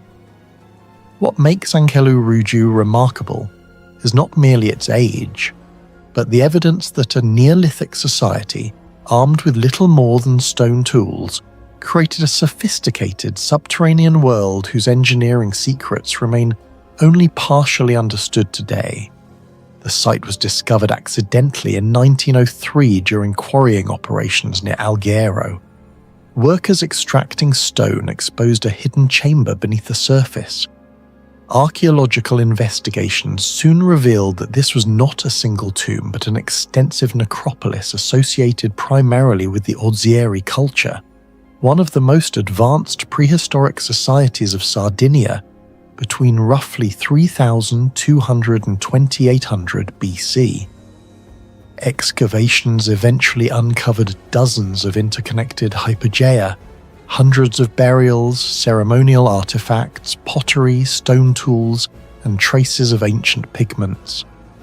More than a century later, Angelou Ruju continues to raise questions that modern archaeology cannot fully answer.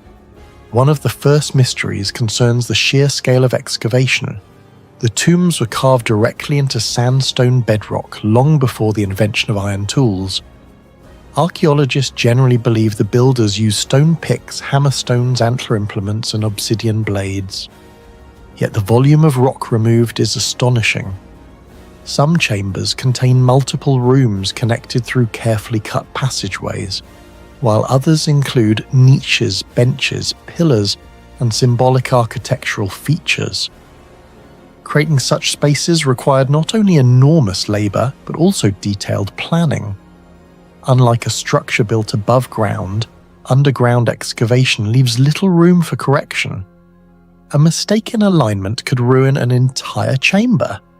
The question remains, how did Neolithic builders accurately plan complex underground layouts without written plans, metal instruments, or advanced surveying equipment? The second mystery involves architectural imitation. Many chambers were intentionally designed to resemble houses of the living. Archaeologists have identified carved doorways, ceiling beams, pillars, and wall features that serve no structural purpose. Instead, they appear to be stone copies of domestic architecture. This phenomenon is also found in prehistoric hypogeia across the Mediterranean, including Malta's Hal Saflieni Hypogeum. However, Angelou Ruju presents some of the most elaborate examples. The builders were not merely creating burial spaces, they were recreating an entire symbolic environment beneath the earth. Why devote such effort to reproducing houses for the dead? Did these people believe the deceased continued to inhabit a parallel world? Or were these chambers part of ceremonies whose meaning has been lost for millennia? A third mystery lies in the false doors carved into the rock. Throughout the necropolis, archaeologists discovered carefully shaped door-like structures that open onto solid stone. These features appear repeatedly across different tombs and were clearly intentional. Similar symbolic doors have been identified in ancient Egypt thousands of years later, where they represented portals between the worlds of the living and the dead. The existence of false doors at Ankhelu-Ruju suggests a sophisticated symbolic system already existed in prehistoric Sardinia, yet no written language survives to explain their meaning. The doors remain among the site's most intriguing unanswered questions. Another puzzle concerns social organization. The construction of Ankhelu-Ruju likely extended across generations. Archaeological evidence suggests the necropolis remained in use for centuries and contained the remains of hundreds of individuals. Managing such a project would have required coordination, leadership, and specialized knowledge. This challenges older assumptions that Neolithic communities were simple and loosely organized. Comparisons with other large prehistoric complexes such as Newgrange in Ireland, built around 3200 BC, and the megalithic temples of Malta suggest that several prehistoric societies possessed organizational abilities far greater than traditionally believed. Yet archaeologists still debate how these communities mobilized labor and transmitted technical knowledge without writing. The greatest technological mystery of Ankhelu-Ruju, however, involves something far less obvious than architecture. It is the color red. Throughout multiple tombs, archaeologists discovered traces of red pigment preserved on walls, ceilings, and burial surfaces. The pigment was primarily red ochre derived from hematite-rich minerals. At first glance, this may not seem extraordinary. Red ochre was widely used in prehistoric burials across Europe, Africa, and the Near East. What makes Ankhelu-Ruju remarkable is the survival of these pigments after more than 5 millennia. In many areas, the red coloration remains visible despite thousands of years of exposure to humidity, temperature fluctuations, microbial activity, and geological change. This longevity has led researchers to investigate how the pigments were prepared and applied. The exact techniques remain uncertain. Ancient artisans likely crushed hematite into fine powder, but the composition of any binding agents remains largely unknown. Some scientists have suggested that organic substances such as animal fat, plant oils, blood, or egg-based compounds may have been used to improve adhesion. However, direct evidence is difficult to recover after thousands of years. The mystery becomes even more fascinating when compared with other prehistoric sites. The cave paintings of Lascaux in France, approximately 17,000 years old, and Altamira in Spain, around 14,000 years old, also employed mineral pigments with extraordinary durability. Yet Ankhelu-Ruju differs because the pigments were applied within enclosed burial chambers, rather than decorated cave galleries. This suggests the red color served a ritual function rather than an artistic one. Many archaeologists believe red ochre symbolized blood, life, rebirth, or regeneration. Similar interpretations have been proposed for burials throughout prehistoric Eurasia.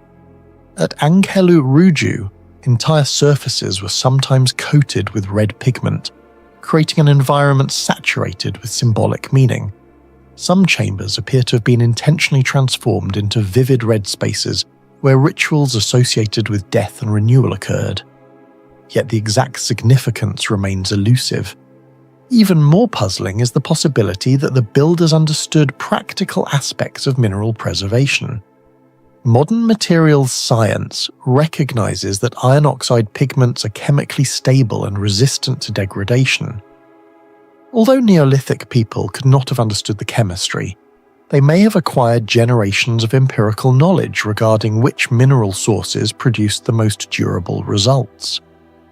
The selection, processing, and application of pigments may therefore represent a lost technological tradition rather than simple decoration. The acoustics of the tombs introduce another layer of mystery. Researchers and visitors have noted that some chambers produce unusual resonance effects.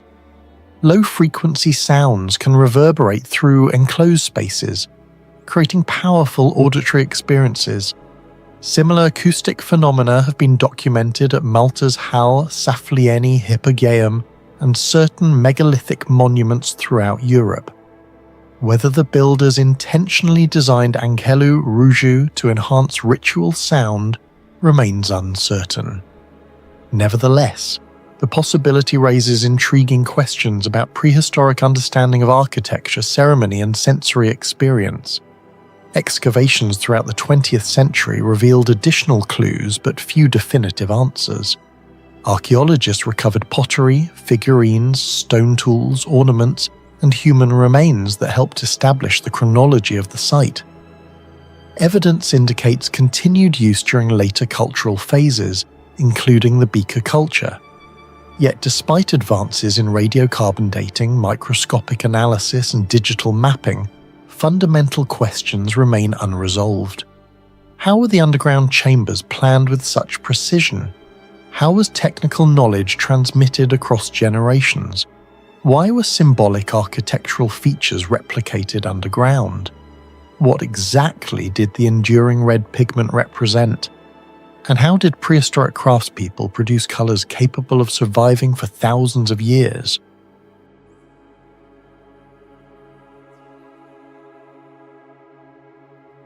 The shores of Lake Pátzcuaro in western Tzintzuntzan are home to the strange curved pyramids of Yacatas de Tzintzuntzan, monuments built by the Purépecha civilization. The only major empire in ancient Mesoamerica the Aztecs could never fully conquer. Unlike the square pyramids of the Maya or Aztec worlds, these structures combine rectangular platforms with massive semicircular backs, creating a shape archaeologists still struggle to explain. Even stranger, many of their engineering methods appear centuries ahead of neighboring civilizations. Spanish chroniclers first described Tzintzuntzan in the 16th century after the arrival of conquistadors in western Mexico.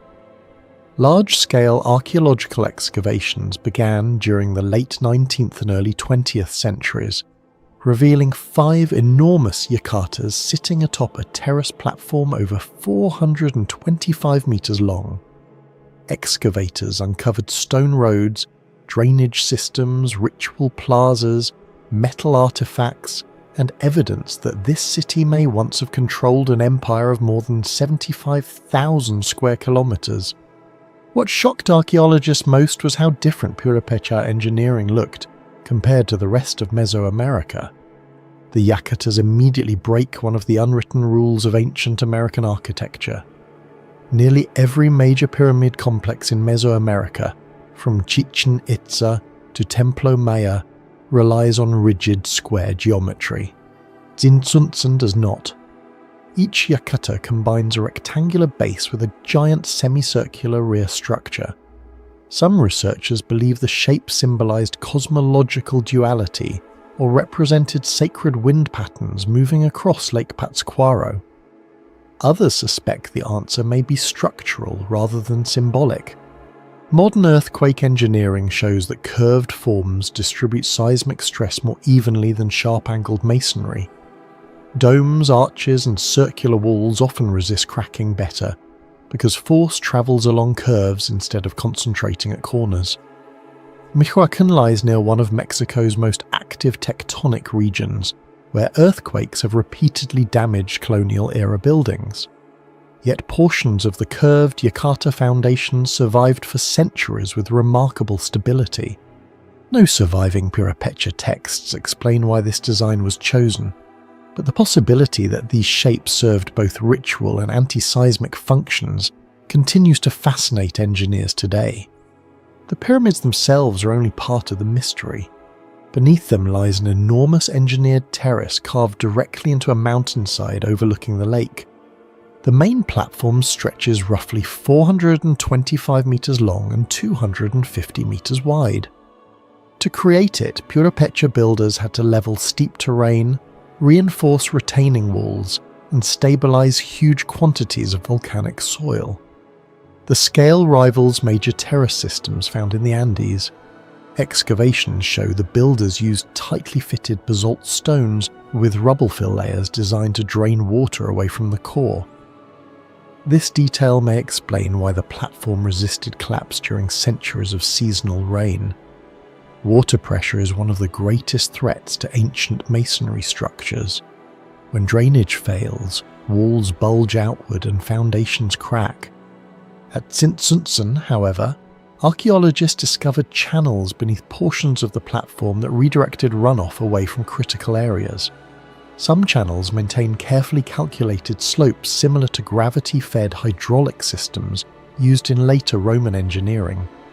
Compared to many Maya cities that struggled with erosion during periods of climate instability, the Purepecha platform appears unusually adapted to long-term environmental stress.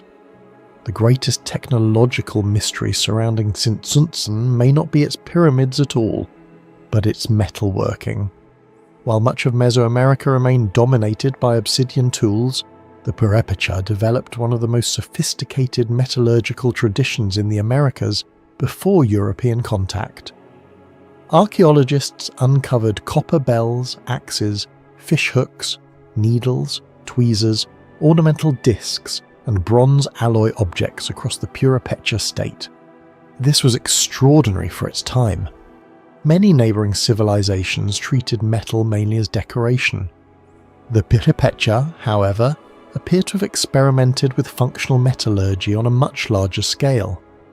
Chemical analyses of surviving artifacts reveal the controlled use of copper alloys containing arsenic, tin, and other elements. Some bronze compositions show surprisingly consistent ratios, suggesting repeated temperature management during smelting. That creates a major historical puzzle. Copper melts at around 1085 degrees Celsius. Producing bronze reliably requires even greater thermal control and oxygen regulation inside furnaces. Yet the Purepecha had no iron tools, no blast furnaces, and no written technical manuals that survived conquest. Researchers still debate how they achieved such consistency. Some archaeologists believe Purepecha metallurgical knowledge developed independently through centuries of experimentation with western Mexico's mineral-rich volcanic regions. Others propose technological diffusion through Pacific coastal trade networks, reaching as far south as Ecuador or Peru, where advanced copper metallurgy also flourished. The similarities are difficult to ignore. In the Andes, civilizations such as the Chimu and Inca mastered alloy production centuries before Europeans arrived. At sites like Sacsayhuaman, metal tools and architectural precision advanced together. Western Mexico shows traces of comparable experimentation appearing along Pacific trade corridors. Even more mysterious is the scale of Purepecha production.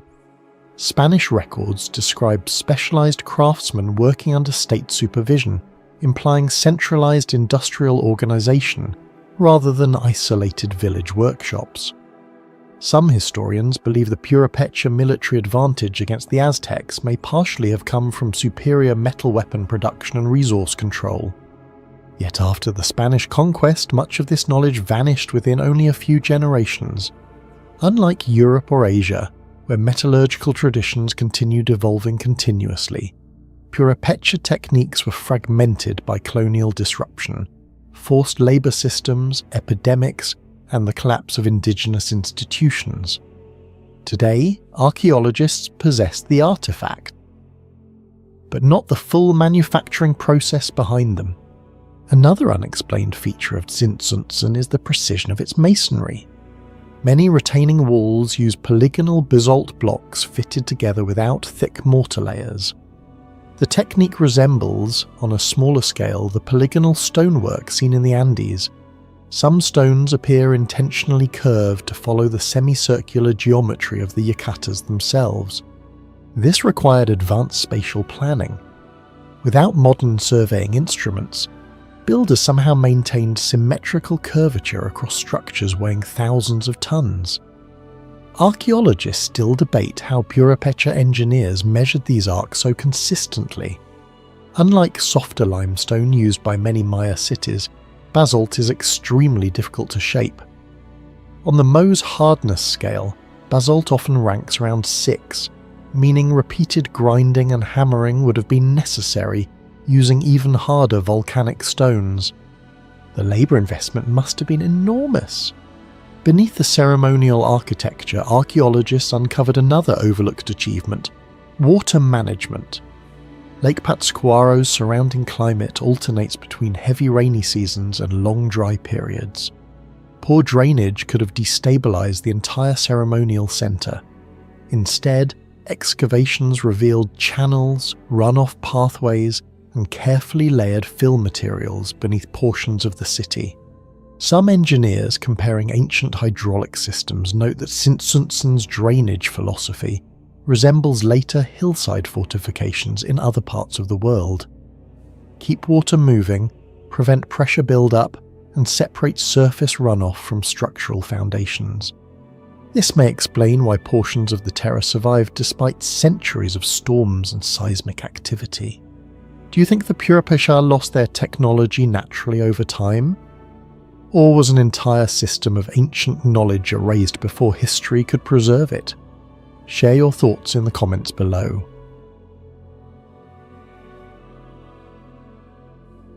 Karamkanesh is one of the most extraordinary archaeological sites ever discovered in central Anatolia, modern-day Turkey. Nearly 4,000 years ago, this settlement became the commercial heart of an international trade network stretching across more than 1,000 kilometers. Thousands of clay tablets reveal a sophisticated economic system that should not have existed at such an early stage of human history. Yet the greatest mystery of Karamkanesh is not its merchants, its wealth, or even its archives. It is the technological knowledge hidden behind its trade empire, especially a question that continues to puzzle archaeologists today. Where did the enormous quantities of tin needed for the Bronze Age actually come from? Located at Kultepe near the modern city of Kayseri in Turkey, Karamkanesh flourished during the early 2nd millennium BCE. The settlement consisted of a native Anatolian city and a lower merchant district known as the Karam, where Assyrian traders established a permanent commercial colony. The site first attracted scholarly attention in the late 19th century, but its true significance emerged during excavations led by Turkish archaeologist Tahsin Özgüç, beginning in 1948. Over the following decades, archaeologists uncovered more than 23,000 cuneiform tablets, making Karamkanesh one of the largest archives of the ancient world. The discovery transformed historians' understanding of Bronze Age civilization. Before these excavations, ancient trade was often imagined as relatively simple and local. The tablets revealed something entirely different. They documented contracts, investments, loans, shipping records, inheritance disputes, legal agreements, tax payments, and business correspondence spanning multiple generations.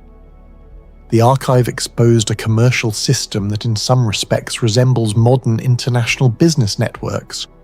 One of the first mysteries concerns the management of information. The merchants of Karamkanesh operated across vast distances without paper, printing, telecommunication, or centralized databases. Yet they maintained remarkably accurate records of transactions involving silver, textiles, copper, and tin. Individual business partnerships could last for decades and involve multiple investors spread across different cities. Modern economists often compare the complexity of these operations to early corporate structures. Thousands of surviving letters reveal merchants tracking debts, profits, and inventories with impressive precision. The question remains how such a large information network avoided collapse. In the modern world, international commerce depends on computers, telecommunications, and digital accounting systems.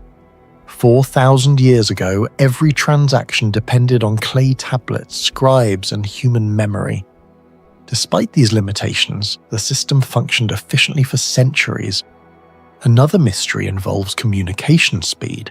Messages traveled by caravan through difficult mountain terrain and across hundreds of kilometers of Anatolia and Mesopotamia. A journey between Assur and Kanesh could require several weeks depending on weather and road conditions. Yet the tablets indicate merchants frequently responded to changing prices, political events, and supply shortages. This creates a fascinating puzzle. How did traders maintain relatively synchronized markets despite communication delays that could last months? Modern financial systems rely on near-instant information exchange. The merchants of Kanem-Kanesh achieved surprising levels of coordination without any comparable technology. Some researchers argue that the organizational structure of Assyrian trade networks was far more advanced than previously assumed, perhaps involving highly standardized procedures and trusted intermediary agents. A third mystery lies in security technology. Many contracts were enclosed within clay envelopes bearing cylinder seal impressions. These seals functioned as a form of authentication. If the outer envelope was broken, tampering became immediately visible. In practical terms, Bronze Age merchants had developed an early security system combining identity verification, legal authentication, and document protection. The sophistication of these seals continues to impress researchers. Individual seal designs were often highly distinctive and difficult to replicate. In a world lacking passports, signatures, or electronic verification, these objects provided trust across enormous distances. Some historians have even described them as an ancient equivalent of encrypted commercial identification. The physical organization of Kanem-Kanesh presents another unresolved question. Excavations reveal densely packed merchant houses, storage facilities, workshops, and streets arranged within the lower town. Repeated destruction layers indicate major fires periodically devastated the settlement. Yet after each catastrophe, rebuilding often followed similar patterns. This suggests the existence of urban planning principles that remain poorly understood. How are property boundaries maintained across generations? How are commercial districts organized? What administrative mechanisms regulated construction and reconstruction? The surviving evidence hints at a level of civic organization considerably more sophisticated than many Bronze Age settlements. However, the greatest technological mystery of Kanem-Kanesh concerns metallurgy and the source of tin. Today, bronze seems ordinary. In the Bronze Age, it represented one of humanity's most important technological breakthroughs. Bronze is primarily an alloy of copper and tin. While copper was relatively widespread, tin was exceptionally rare. Without reliable access to tin, entire Bronze Age economies would have struggled to function. The tablets from Kanem-Kanesh repeatedly mention large quantities of tin being transported across long distances. Assyrian merchants imported tin into Anatolia, where it was exchanged for silver and other goods. Historical records indicate that some caravans carried hundreds of kilograms of tin at a time. Over decades, the total volume traded must have reached many tons. Yet the fundamental question remains unanswered. Where did this tin originate? For much of the 20th century, archaeologists lacked a convincing answer. Unlike copper mines, major Bronze Age tin sources are surprisingly difficult to identify. Ancient texts clearly demonstrate extensive tin trade, but the corresponding mining regions often remain uncertain. One theory points eastward towards Central Asia. Deposits in present-day Uzbekistan, Tajikistan, and Afghanistan have long been considered possible sources. If this hypothesis is correct, then tin may have traveled thousands of kilometers before reaching Anatolia. Such a route would imply an interconnected trade system spanning a significant portion of Eurasia nearly 2 millennia before the Silk Road reached its classical form. Another theory focuses on eastern Anatolia and nearby regions. Some researchers argue that local or regional tin deposits may have contributed more significantly than previously believed. Archaeological investigations at several ancient mining sites have revealed evidence of prehistoric extraction, but whether these sources supplied the quantities documented at Karam Kanesh remains uncertain. Recent scientific advances have complicated the picture further. Isotopic analysis allows researchers to compare the chemical signatures of metal artifacts with known ore deposits. Results have sometimes pointed toward multiple potential sources rather than a single origin. This suggests Bronze Age merchants may have acquired tin through a remarkably diverse supply network. The implications are profound. If tin reached Karam Kanesh from the distant Central Asian mines, merchants had mastered logistical systems operating across several ecological zones, political boundaries, and cultural regions. Such coordination would rival some of the most impressive trade networks of the ancient world. Experimental archaeology highlights the challenge. Transporting a heavy cargo across mountainous terrain using pack animals requires careful planning of water supplies, food resources, rest stations, and security arrangements. A single donkey typically carried between 70 and 90 kilograms. Large caravans might include dozens or even hundreds of animals. Maintaining a steady flow of tin into Anatolia would have demanded extraordinary organizational skill. The mystery extends beyond transportation. Ancient metallurgists also needed to identify suitable ores, control furnace temperatures, and produce consistent bronze alloys. Successful bronze production requires balancing copper and tin ratios with considerable precision. Even small variations can affect hardness, durability, and casting behavior. Archaeological evidence suggests Bronze Age metalworkers achieved impressive levels of consistency despite lacking modern instruments. How they developed this expertise remains only partially understood.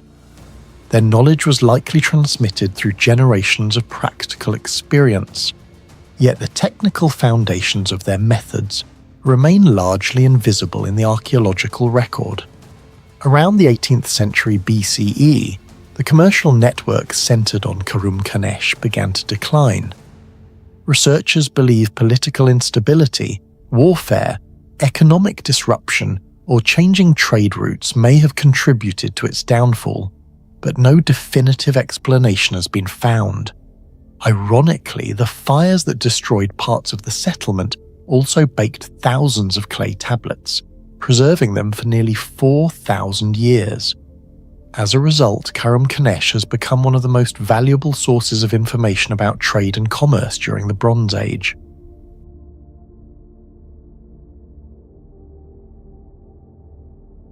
Giengola lies in the mountains of Oaxaca, Mexico, where the ruins of a forgotten Zapotec fortress city reveal military planning so advanced that some archaeologists compare parts of its defensive design to medieval strongholds built centuries later. Spread across more than 360 hectares of rugged terrain, Giengola was not simply a city, it was a machine for survival, war, and control. Built on a mountain where every path, wall, and terrace appears calculated with terrifying precision. The site was first described in colonial-era Spanish records after the Aztec Empire reportedly failed to conquer it in the late 15th century. Modern archaeological surveys later revealed massive defensive walls, temples, plazas, reservoirs, and hidden residential districts scattered across the mountain. But the true scale of Giengola remained unclear until LiDAR scanning technology exposed an enormous network of structures buried beneath vegetation and stone. What shocked researchers most was not the size of the city, but the sophistication of its engineering. Unlike many Mesoamerican cities designed primarily around ceremonial centers, Giengola appears engineered almost entirely around defense and strategic control. The city sits atop a naturally fortified plateau surrounded by steep cliffs and narrow access corridors. Any invading army would have been forced into bottlenecks where defenders could attack from above. Archaeologists discovered that many walls were not built in straight lines. Instead, they curve with the terrain, maximizing visibility while reducing vulnerable blind spots.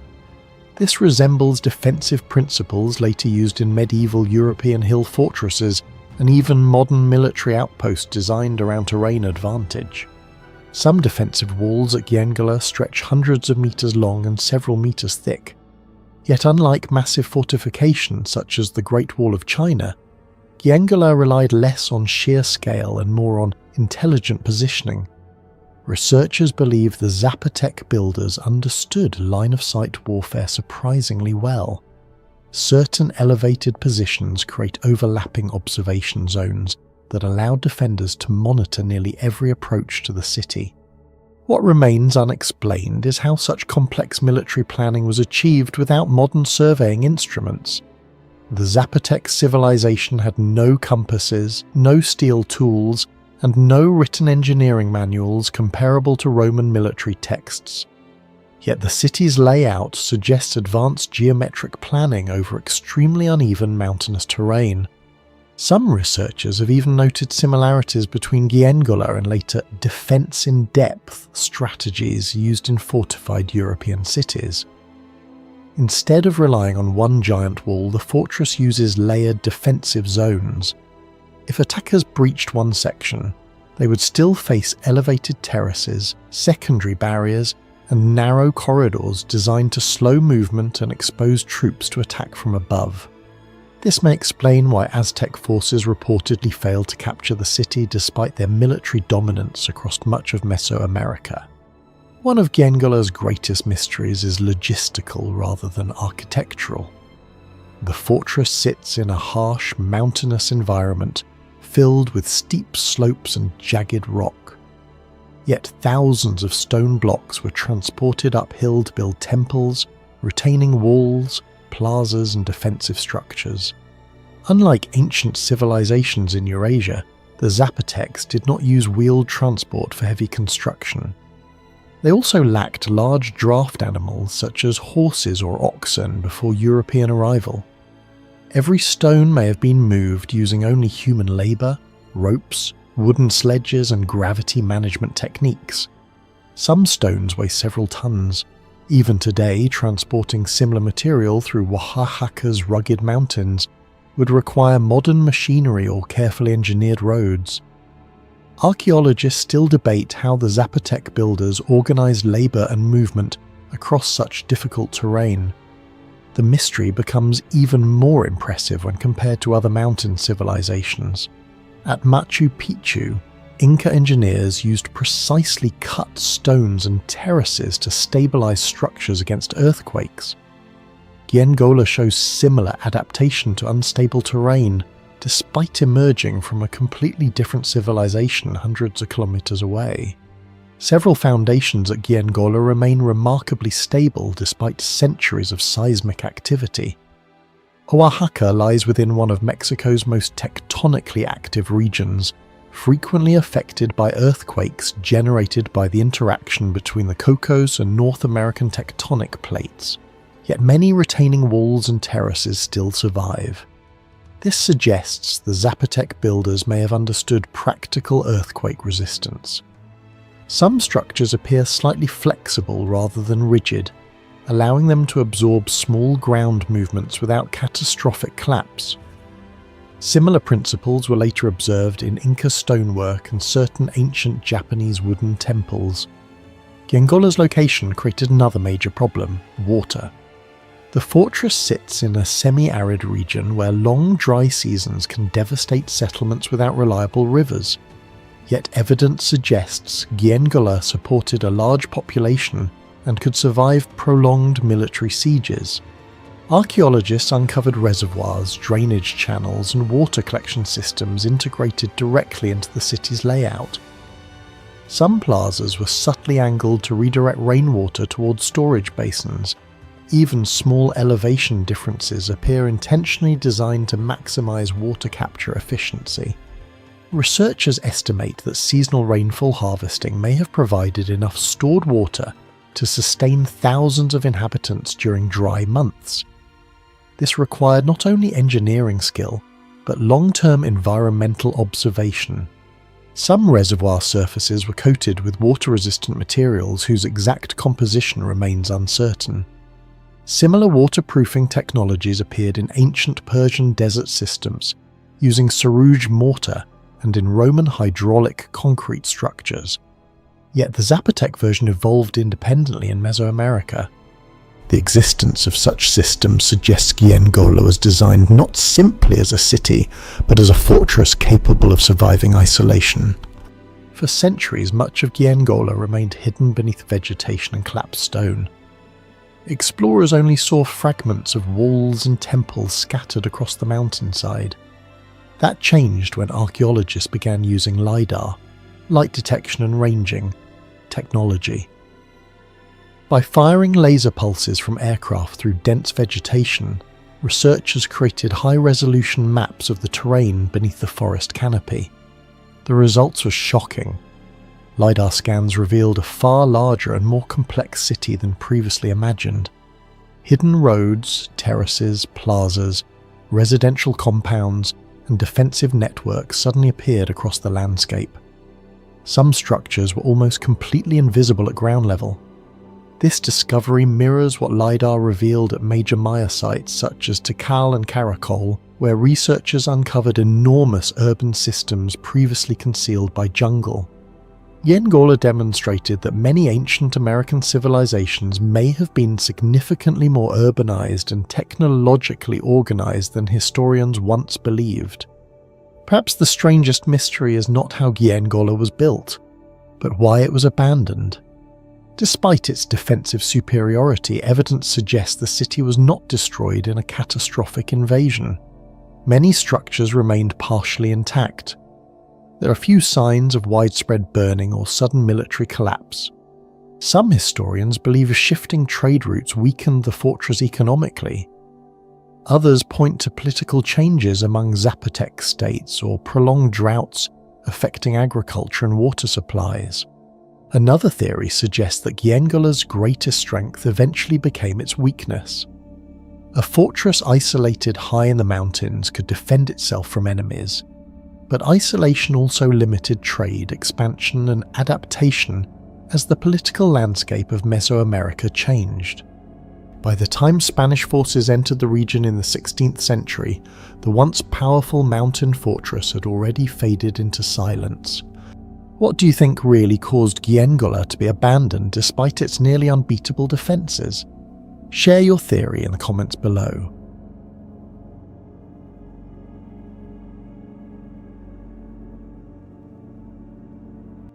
The Tomb of St. Peter is one of the most investigated burial sites in human history, yet one of its central questions remains unresolved.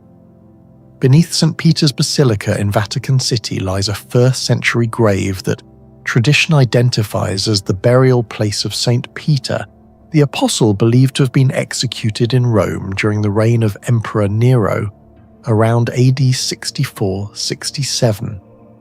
For nearly 2,000 years, churches, emperors, archaeologists, and scientists have focused on a single question: is the man buried here truly Peter? The answer remains uncertain, and the deeper researchers dig into the evidence, the more complex the mystery becomes. The story begins on Vatican Hill, west of the Tiber River in Rome. During the 1st century AD, this area stood outside the city walls and contained a Roman necropolis built along roads leading from the capital.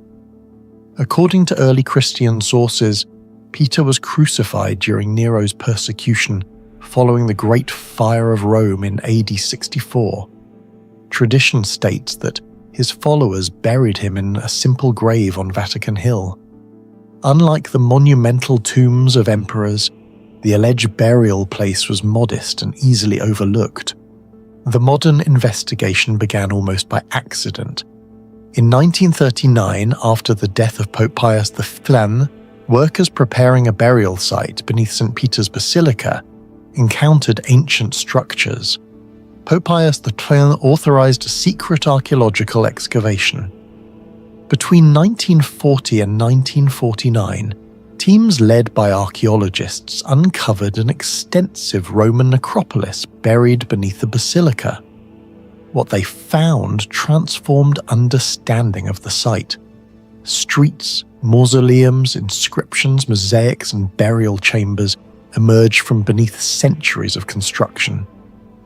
Most remarkably, they discovered evidence that the center of Constantine's 4th century basilica had been deliberately aligned with a specific grave.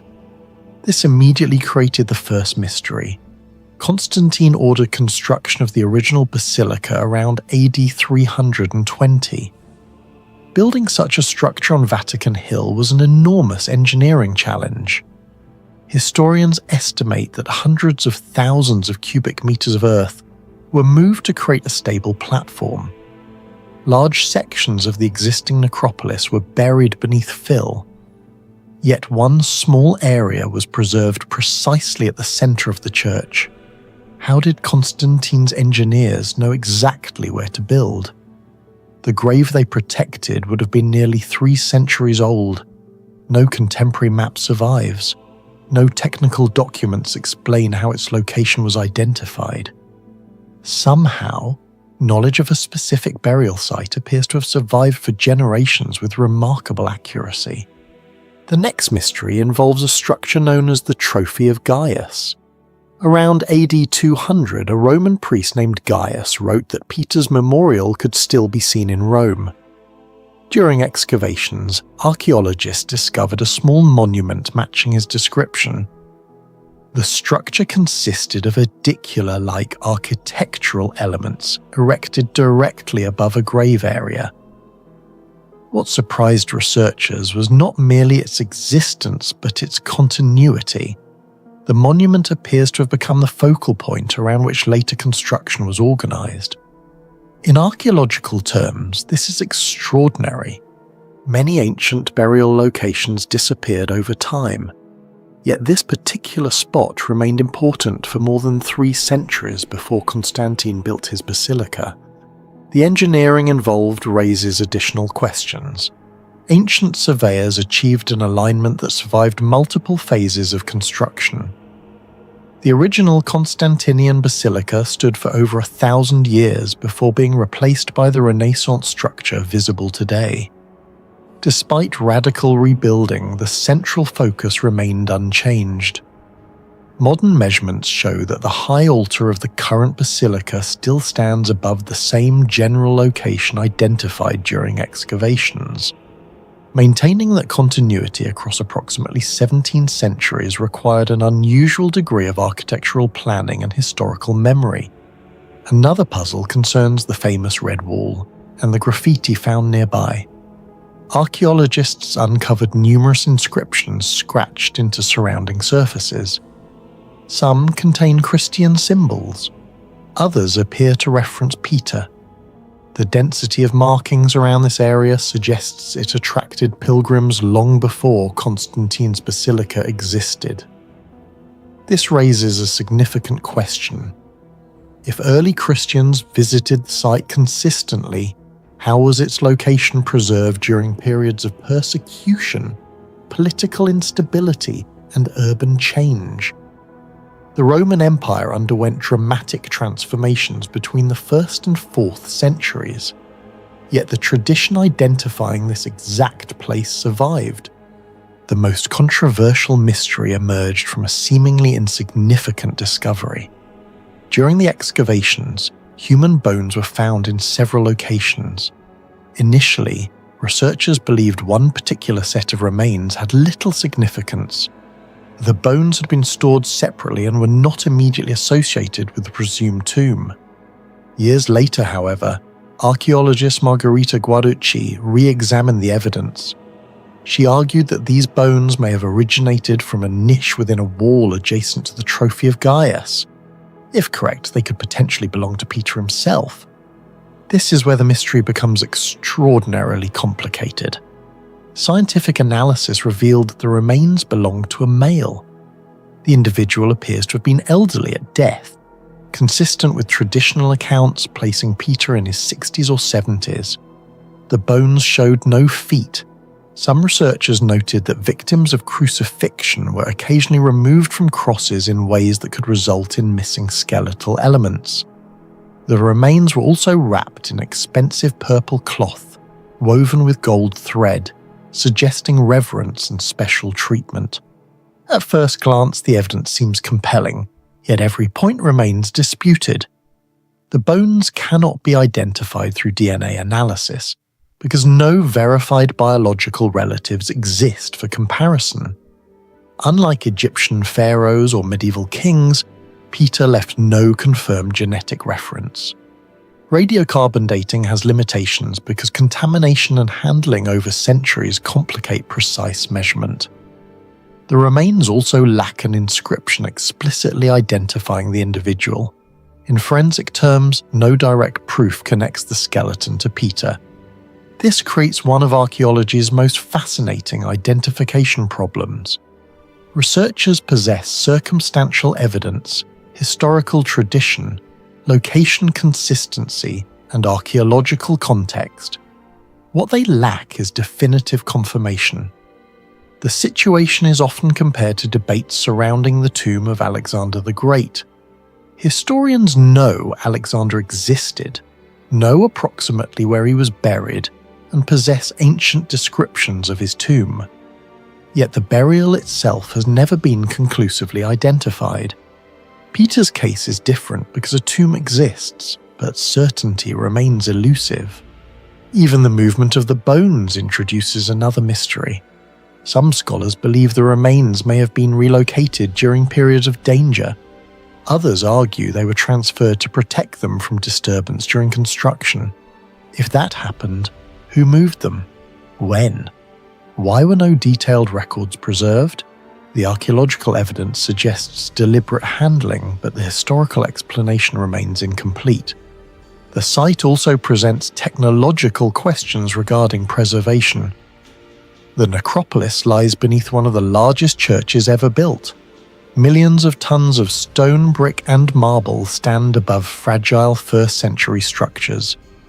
Yet significant portions of the ancient cemetery survived.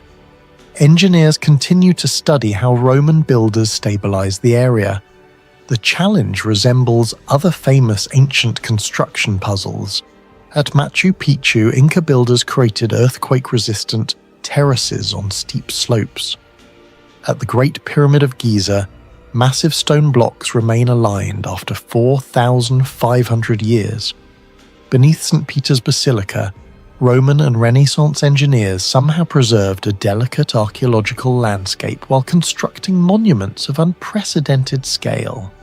Excavations continued throughout the 20th century, producing increasingly sophisticated analyses. Ground surveys, architectural studies, osteological examinations, and historical reviews refined understanding of the site. In 1968, Pope Paul VI announced that the remains identified by Guarducci could be regarded as those of St. Peter. Importantly, this was not a scientific declaration of certainty. Rather, it reflected the conclusion that the available evidence strongly supported the traditional identification. More than 80 years after the first excavations, the central mystery remains unresolved. Archaeological evidence suggests that early Christians venerated this location from a very early period. Constantine's builders believed it marked Peter's grave, and the Trophy of Gaius appears to preserve a tradition reaching back to the 2nd century. The bones belonged to an elderly man and were treated with unusual reverence. Yet none of this proves the identity of the individual beyond doubt. That uncertainty is what makes the tomb of St. Peter so fascinating. Archaeologists have mapped the necropolis, analysed the remains, and studied the inscriptions, but the final answer remains out of reach. The tomb may belong to St. Peter, or it may not. Until stronger evidence emerges, one of history's most important burials will remain one of its greatest mysteries. Do you believe the bones discovered beneath St. Peter's Basilica truly belong to St. Peter, or is the mystery still unsolved? Let us know your thoughts in the comments below. Over the valley of Tepoztlan, a stone temple stands on the edge of a mountain cliff more than 2,300 meters above sea level.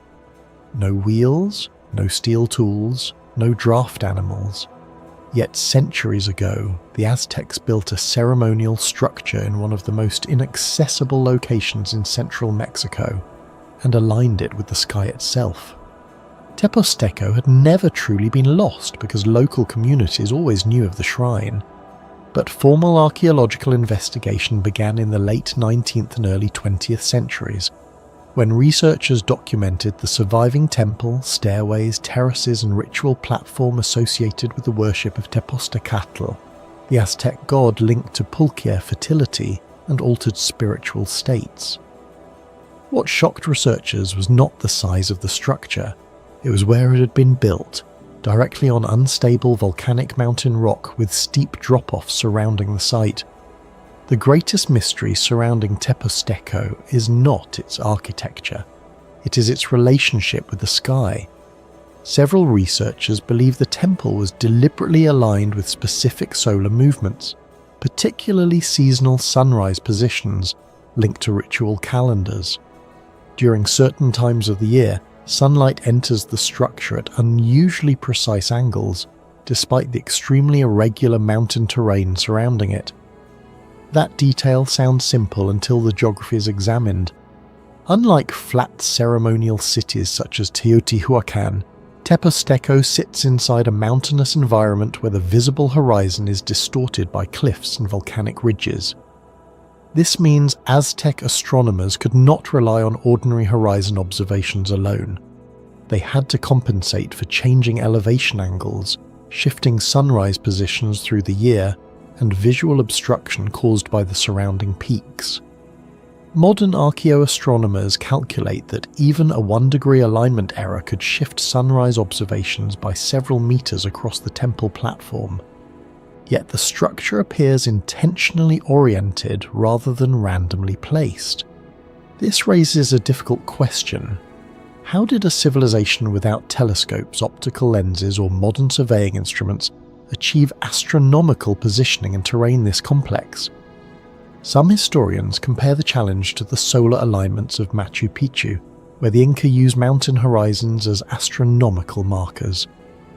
Others compare it to the Maya observatory systems at Chichen Itza, where architecture synchronized with equinox shadows and solar cycles. But Teposteco differs in one crucial way. The site was not constructed inside a massive urban center. It was isolated on a mountain ridge, making every observation exponentially harder. Researchers studying Mesoamerican astronomy know that Aztec calendars tracked the solar year with extraordinary precision. The Xiuhpohualli calendar measured 365 days, while ritual cycles coordinated agriculture, ceremonies, and celestial events. However, Teposteco suggests something more advanced, field astronomy adapted to mountainous topography. Some scholars believe priests may have spent decades observing sunrise positions from the mountain before construction even began. Others propose that nearby peaks acted as natural astronomical markers, functioning almost like giant horizon instruments. No written Aztec document fully explains the method, and that silence is part of the mystery. Building Teposteco should not have been practical. The temple sits atop a steep volcanic mountain with narrow access routes and unstable rock surfaces. Even modern visitors require a difficult climb of nearly 2 kilometers through sharp elevation gain to reach the summit. Yet centuries ago, workers transported stone blocks, ceremonial objects and construction materials to the peak without horses, oxen or wheeled transport. Archaeologists estimate some construction stones weighed several hundred kilograms. While this is far smaller than the multi-ton blocks of Egypt or Peru, the terrain at Teposteco may have made transportation even more dangerous. One theory suggests the builders used temporary earth ramps combined with agave fibre ropes. Another proposes coordinated human hauling teams similar to methods used at Maya and Inca sites. But no definitive physical evidence for these transport systems has been found on the mountain itself. The bigger mystery is structural stability. Central Mexico experiences regular seismic activity, yet Teposteco survived centuries of earthquakes, erosion and seasonal storms. Geological studies indicate the builders carefully selected portions of volcanic bedrock, less vulnerable to fracture lines and runoff erosion. Some researchers believe the temple employed primitive seismic flexibility, a technique where stones are fitted with slight movement tolerance rather than rigid locking. This concept resembles earthquake-resistant masonry observed in Inca architecture thousands of kilometers away in Peru. If true, it would suggest independent development of sophisticated anti-seismic engineering in multiple ancient American civilizations. Another unexplained feature of Teposteco involves sound. The mountain basin surrounding the temple creates unusual echo behavior. Certain points near the structure amplify voices and percussion in ways that feel unnatural, almost theatrical. This matters because Mesoamerican ritual culture relied heavily on drums, chants, shell trumpets, and rhythmic resonance. Some acoustic researchers suggest the site may have been intentionally chosen for its natural sound amplification properties. In other words, the mountain itself became part of the ritual architecture. Comparable phenomena appear elsewhere in the ancient world. At Chichen Itza, clapping near El Castillo produces an echo resembling the cry of the Quetzal bird. In Machu Picchu, granite terraces reflect sound with unusual clarity. Greek theatres such as Epidaurus use geometry to project voices across massive distances. Teposteco may represent a similar understanding of environmental acoustics, but achieved through natural geography rather than engineered amphitheatres. Most major Aztec ceremonial centres were connected to trade networks, water systems, and large populations. Teposteco was different. The site was isolated, difficult to access, and strategically impractical for warfare or commerce. This suggests the mountain itself held sacred meaning beyond ordinary religious symbolism. Ancient Nahua traditions associated mountains with portals between worlds, places where gods, storms, caves, and celestial forces intersected. Teposteco's elevation, fog, and extreme landscape may have transformed the site into a ritual boundary between the human and divine realms. Local legends still describe strange lights, unexplained sounds, and spiritual encounters around the mountain. While science cannot verify such stories, the persistence of these traditions across centuries reveals how deeply the location affected human perception. Unlike gigantic monuments such as the pyramids of Giza or Teotihuacan, Teposteco's mystery comes from precision hidden inside difficulty.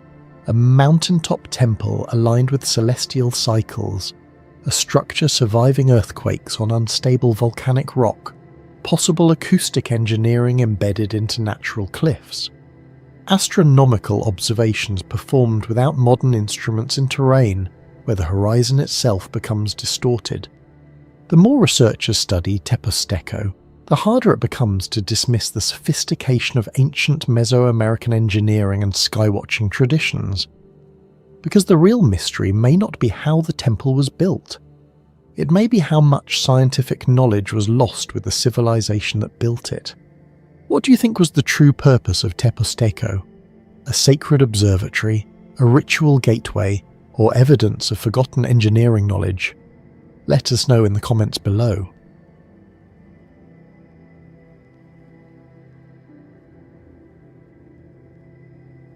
Southern Egypt holds one of the strangest structures ever built beside the Nile. About 45 kilometers north of Aswan, Temple of Komombo rises from the desert like a medical archive carved in stone. Built mainly during the Ptolemaic period, between 180 and 47 BCE, the temple contains something almost no other ancient Egyptian site possesses in such detail. Engraved surgical instruments, anatomical scenes, healing rituals and architectural systems that some researchers believe may point to one of the ancient world's earliest hospital-like complexes. For over 2,000 years, floods, earthquakes, salt erosion and extreme desert heat should have erased these carvings, yet many remain astonishingly sharp. The deeper archaeologists studied Komombo, the stranger the site became. European explorers documented Komombo extensively during the late 18th and early 19th centuries after Napoleon's expedition into Egypt. At the time, much of the structure was buried beneath Nile sediment and local settlements. Excavations later revealed crocodile catacombs, underground chambers, medical carvings, astronomical alignments, and one of the most unusual symmetrical temple designs in Egyptian history. What initially appeared to be a standard religious structure slowly transformed into one of archaeology's greatest engineering and scientific mysteries. The most controversial feature of Komombo is a wall often called the medical panel. Carved into the sandstone are detailed depictions of scalpels, forceps, bone saws, surgical hooks, medicine containers, and instruments resembling speculums and clamps. Some tools look remarkably similar to instruments later used in Greco-Roman surgery more than a century afterward. Many Egyptologists argue these are purely symbolic ritual objects connected to healing gods, but others believe the carvings may preserve genuine medical knowledge developed through centuries of observation along the Nile civilization. The Edwin Smith Papyrus, one of the oldest known medical texts on Earth, dating to around 1600 BCE but likely copied from older sources, already described treatments for fractures, wounds and cranial injuries with surprising rationality. Komombo may represent the architectural continuation of that medical tradition. What makes the mystery deeper is the environment itself. The temple sits in a region where summer temperatures regularly exceed 40 degrees Celsius. In such heat, infection spreads rapidly. Yet Komombo's layout contains features that appear unusually optimized for airflow and cooling. Narrow corridors create pressure differences that channel wind through the structure. Certain chambers remain noticeably cooler than outside temperatures even today. Researchers have identified channels cut into sections of the stone flooring that may have directed water through parts of the complex. Some believe these systems helped regulate humidity and reduce insects near ritual or treatment areas. If true, Komombo may have incorporated primitive environmental sanitation techniques over 2,000 years before modern hospital ventilation systems emerged. Comparisons are often made to Roman bath engineering or the later medical compounds of the Islamic Golden Age, but Komombo predates many of those developments. Even stranger nearby discoveries of crocodile mummies revealed evidence of surprisingly advanced biological handling. CT scans of some specimens showed careful internal treatment and preservation methods optimized against decomposition. The chemical mixtures used in mummification, including natron salts, oils and resins, demonstrate practical knowledge of antibacterial preservation long before microorganisms were understood scientifically. Some researchers now speculate that Egyptian embalmers unintentionally developed early empirical chemistry through centuries of experimentation with decomposition and preservation. If that idea is correct, Komombo may not simply have been a temple.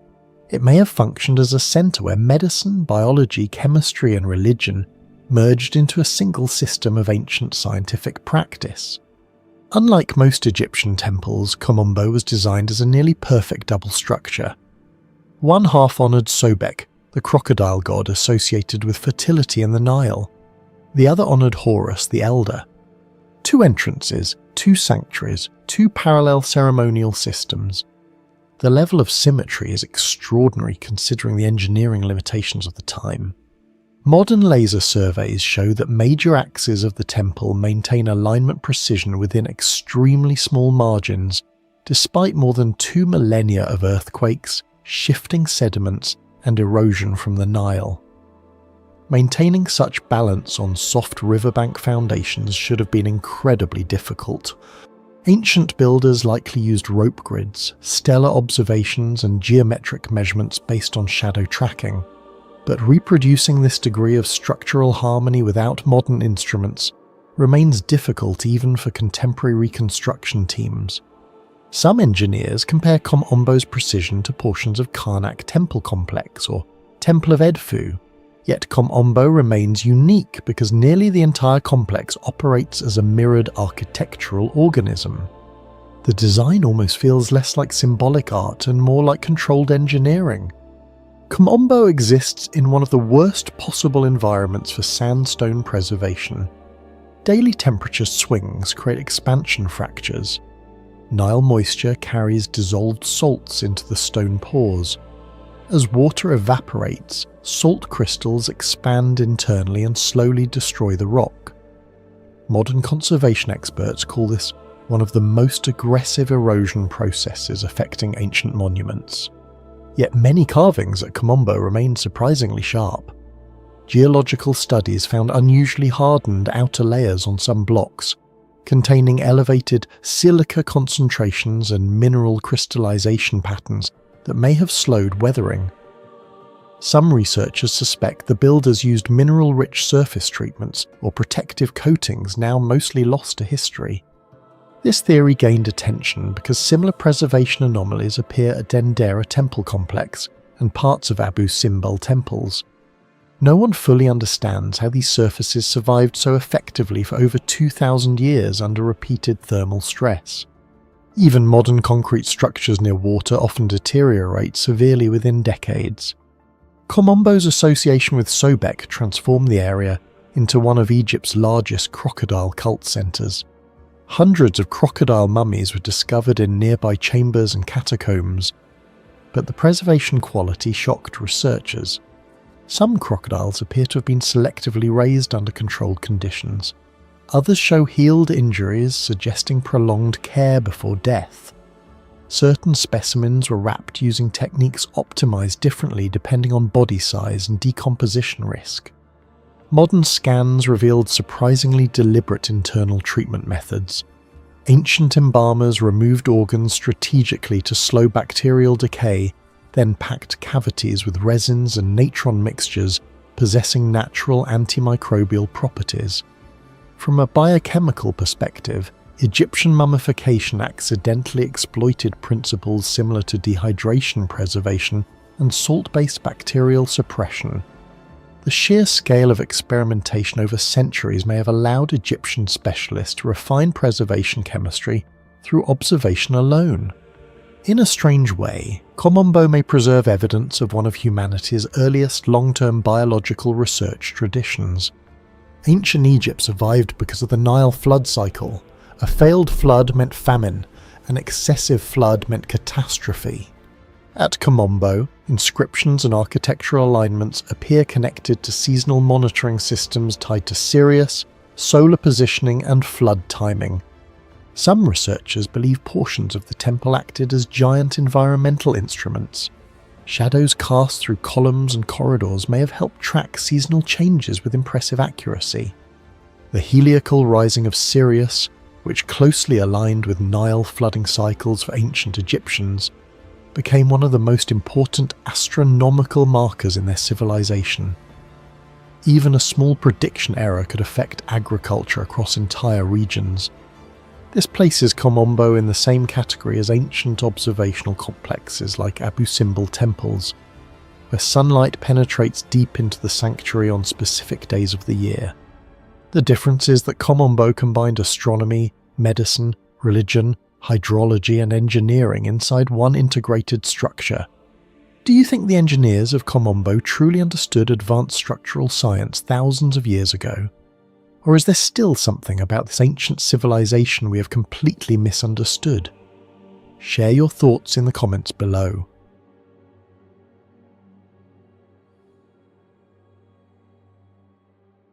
Muang Boran is located in Samut Prakan, Thailand, and although it is a modern historical park established in 1963, it preserves scaled reconstructions of some of Southeast Asia's most important ancient sites. Behind these replicas lies a deeper archaeological mystery: how the civilizations of ancient Thailand and pre-Angkor Southeast Asia developed sophisticated engineering, metallurgy, and urban technologies centuries before many researchers once believed possible. The story begins with discovery, not of Muang Boran itself, but of the ancient civilizations it represents. Throughout the 20th century, archaeologists working across Thailand uncovered buried cities, moated settlements, metallurgical workshops, temple complexes, and extensive hydraulic systems. Excavations at sites associated with the Dvaravati culture, dating roughly from the 6th to the 11th centuries AD, revealed urban centres covering several square kilometres. Aerial surveys later showed that many of these settlements were not random villages but carefully planned cities surrounded by enormous circular or oval earthworks. Some measured more than 2 kilometers across. The scale immediately raised questions. How did ancient surveyors establish such precise layouts without modern instruments? What mathematical principles guided their designs? And who organized the labor required to reshape landscapes on such a massive scale? One of the first mysteries concerns urban planning itself. Ancient Dvaravati settlements such as Nakhon Pathom and Yu Thong display geometric layouts that suggest centralized planning rather than gradual organic growth. Archaeologists have compared some of these city plans to large-scale earthworks elsewhere in the ancient world. Similar to the geometric enclosures of Iron Age Europe or the carefully planned ceremonial centers of Mesoamerica, these Southeast Asian cities required sophisticated knowledge of measurement and land management, yet no surviving texts explain how their planners worked. The builders left behind cities but almost no technical manuals. Water management presents an even greater puzzle. Central Thailand experiences dramatic seasonal variation. During the monsoon, rivers can overflow vast areas of the floodplain. During dry months, water becomes a critical resource. Despite these challenges, ancient populations supported large urban centers for centuries. Excavations have uncovered extensive networks of canals, reservoirs, embankments, and artificial waterways. Some systems stretch for many kilometers. Modern hydrologists studying these landscapes have noted that successful operation would have required careful control of gradients, water flow, and seasonal storage. Even slight errors could have produced catastrophic flooding or drought conditions. Yet the ancient engineers achieved remarkable results without modern surveying equipment, concrete structures, or mechanical pumps. The mystery becomes more intriguing when compared with other ancient hydraulic civilizations. The Khmer Empire at Angkor developed one of the largest water management systems in human history, covering more than 1,000 square kilometers. Ancient Sri Lankan kingdoms constructed reservoirs capable of storing hundreds of millions of cubic meters of water. While Thailand's systems were generally smaller, they reveal similar engineering principles. This raises a major question. Were these technologies independently developed, or did knowledge spread through networks connecting ancient South and Southeast Asia? Archaeologists continue to debate the answer. Another unresolved mystery involves astronomical knowledge. Several reconstructed temples represented within Muang Boran originate from cultures influenced by Indian, Mon, and Khmer traditions. Studies of ancient temples across Thailand have revealed that many structures exhibit deliberate orientation patterns. Some align closely with cardinal directions. Others may correspond to solar events or symbolic cosmological concepts. The challenge is determining how ancient builders achieved such accuracy. Establishing true north without modern compasses requires repeated observations of celestial objects. Such observations demand expertise accumulated over generations. Yet once again, the technical knowledge behind these achievements largely vanished. The engineering of stone monuments raises further questions. Throughout mainland Southeast Asia, builders transported enormous quantities of sandstone and laterite. Individual blocks could weigh several tons. In some cases, quarry sites were located tens of kilometers from construction zones. Researchers studying Khmer monuments have proposed transportation systems involving canals, rafts, sledges, and seasonal waterways. However, many details remain uncertain. Experimental archaeology has demonstrated that moving such stones was possible, but recreating the scale achieved by ancient builders remains extremely difficult. Similar debates surround the construction of the Egyptian pyramids, the stone terraces of Machu Picchu, and the megaliths of Baalbek. Ancient Southeast Asia belongs within the same broader conversation about lost engineering knowledge. Yet perhaps the most fascinating mystery represented by the ancient cultures preserved through Moangboran concerns metallurgy. The story begins long before Angkor emerged as a regional power. Excavations across Thailand have revealed evidence for remarkably early metalworking traditions. Sites such as Ban Chiang transformed scholarly understanding of Southeast Asian technological history. Early investigations suggested bronze production may have begun in parts of the region as early as the 2nd millennium BC.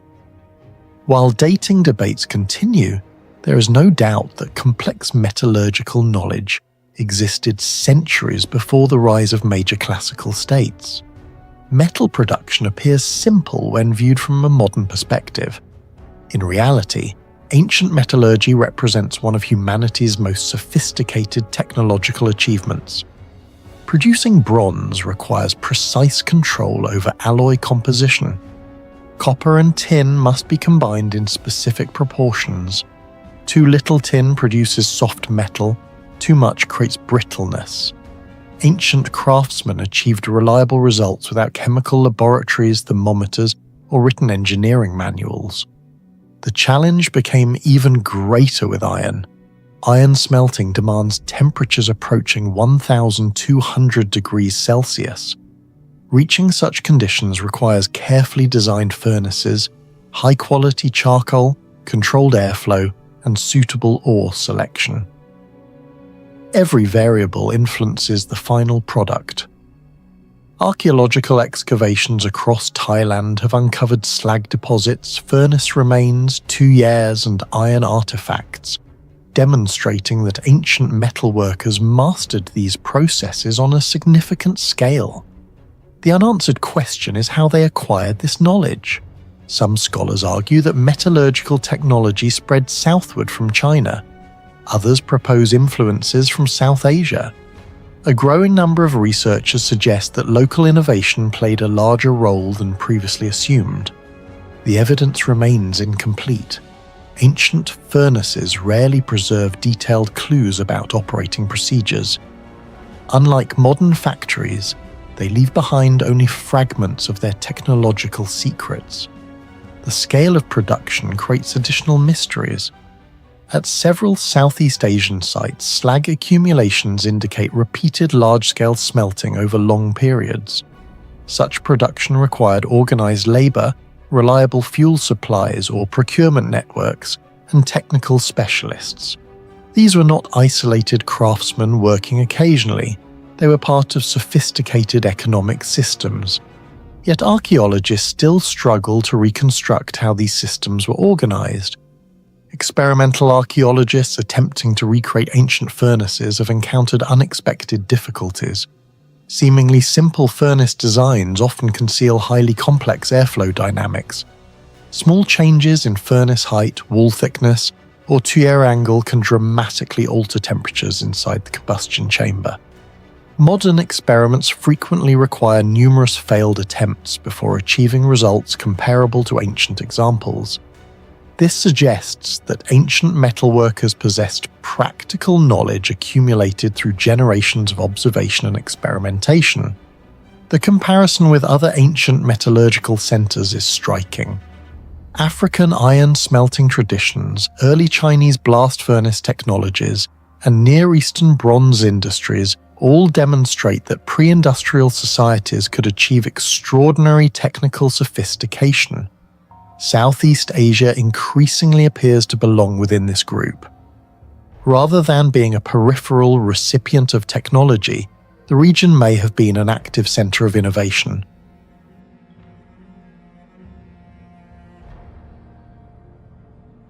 Vichima Archaeological Complex rises from the desert coast of Peru, roughly 140 kilometers north of Lima.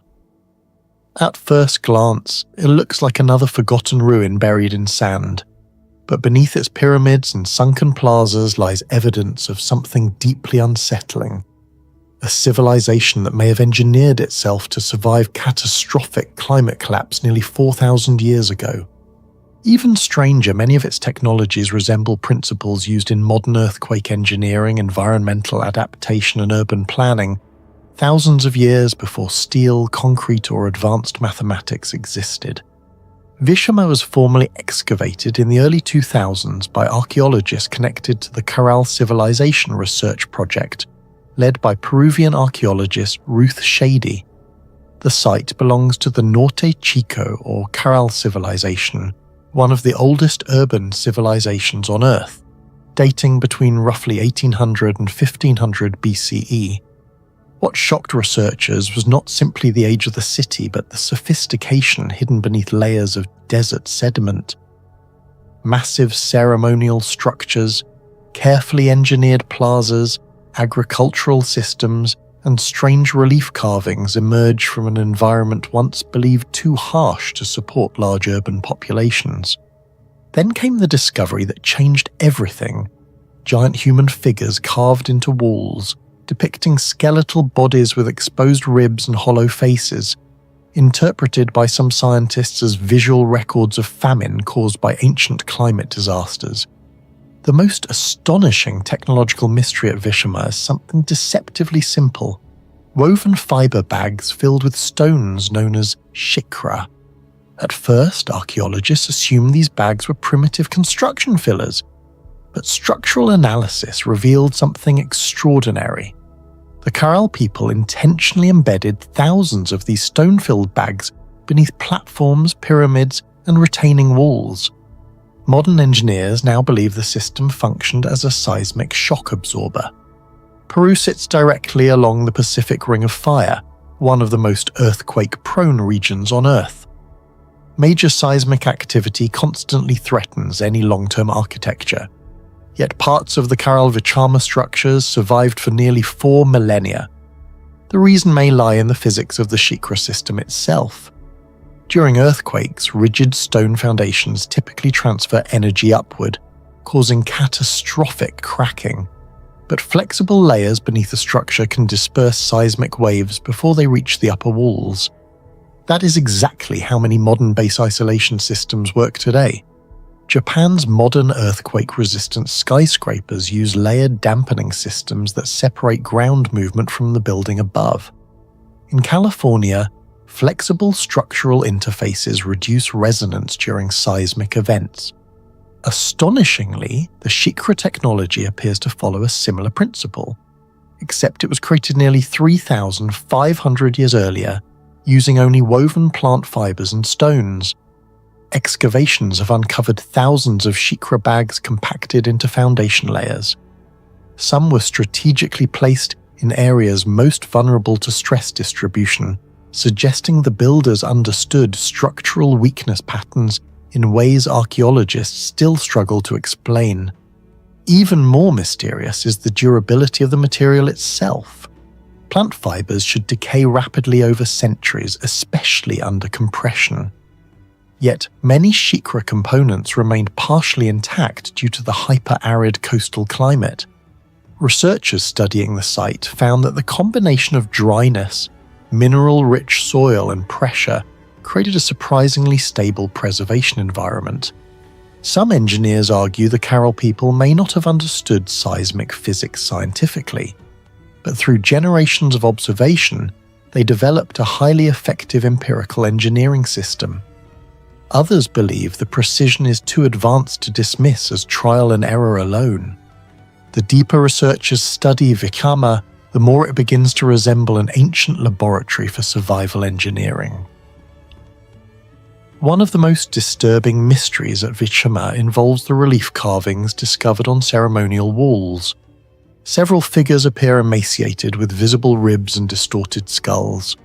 Some scenes include fish skeletons, barren plants, and severed heads. Archaeologists believe these images may document environmental catastrophe rather than mythology.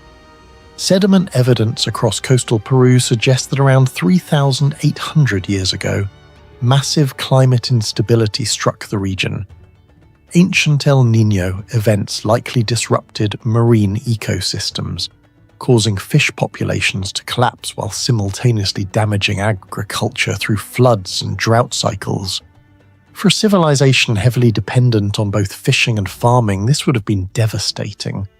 Yet instead of disappearing immediately, the people of Vichama adapted. Archaeological evidence suggests they rapidly shifted portions of their economy from marine dependence toward inland agriculture and irrigation. That transition is almost impossible to overstate technologically. Modern societies require massive infrastructure to survive climate disruption. But the people of Vichama reorganized food systems, labor, and urban planning without metal tools, written records, or wheeled transport. Some researchers now consider Vichama one of the oldest known examples of climate resilience urbanism in human history. Unlike many ancient settlements that evolve chaotically over centuries, Vichama appears deliberately planned. The city contains organized ceremonial zones, elevated platforms, residential sectors, controlled access routes, and carefully aligned public spaces. Certain structures appear positioned to maximize airflow from the Pacific coast, naturally cooling interior areas in Peru's dry desert climate. This resembles passive cooling architecture used today in sustainable urban design. Some sunken plazas also exhibit unusual acoustic behavior. Sound waves can amplify dramatically within specific points of the structures despite the open-air design. Similar acoustic manipulation has been documented at Chavindahuanta in Peru and certain Maya ceremonial complexes in Mesoamerica.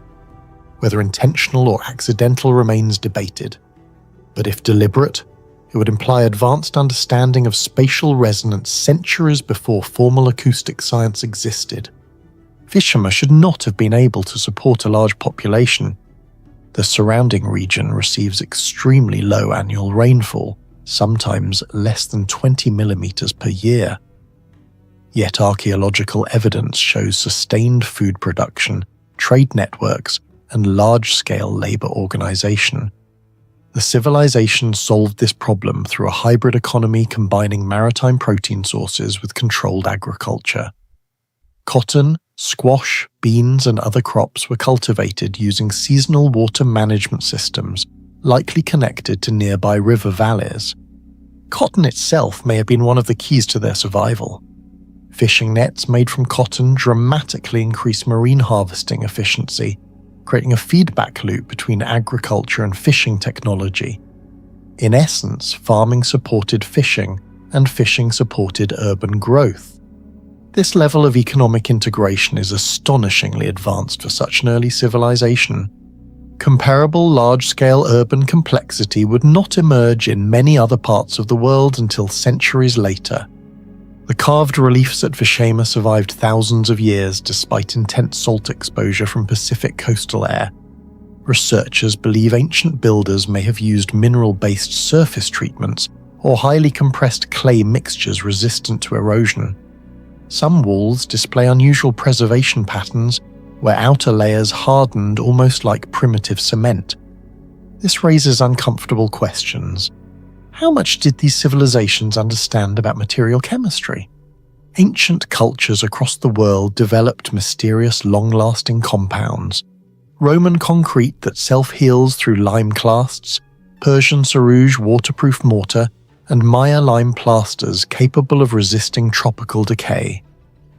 Bitumen may represent another forgotten branch of ancient experimental engineering adapted specifically for coastal desert survival. The Kural Bitumen civilization emerged around the same time as ancient Egypt and Mesopotamia, yet it left behind almost no written records or clear historical accounts. Then, over time, it vanished. There is little evidence of major warfare or conquest.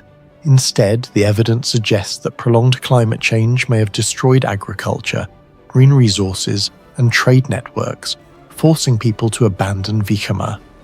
If true, the site is more than an ancient ruin.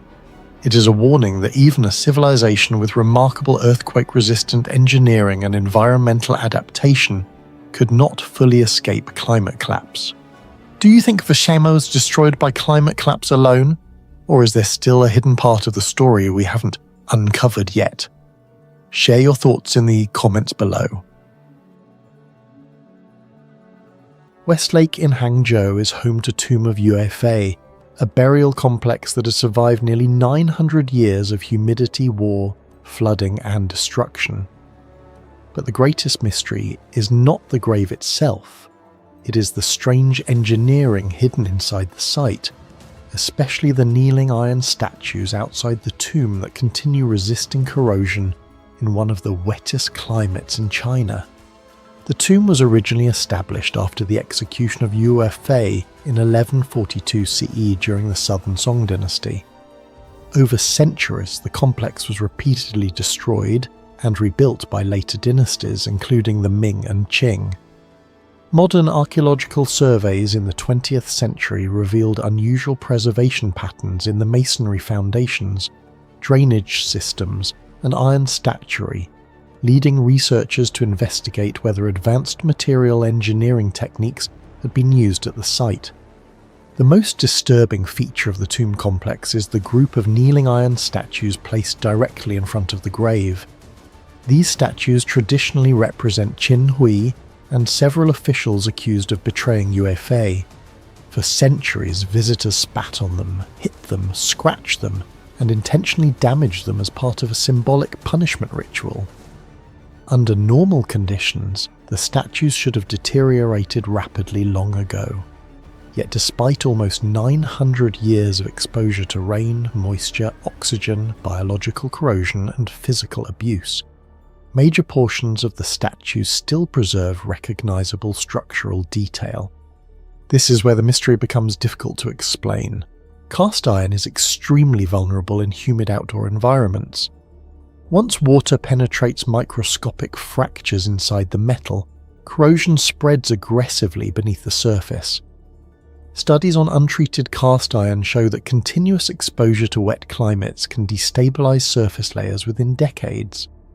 Hangzhou's average humidity frequently exceeds 75%, creating conditions ideal for oxidation.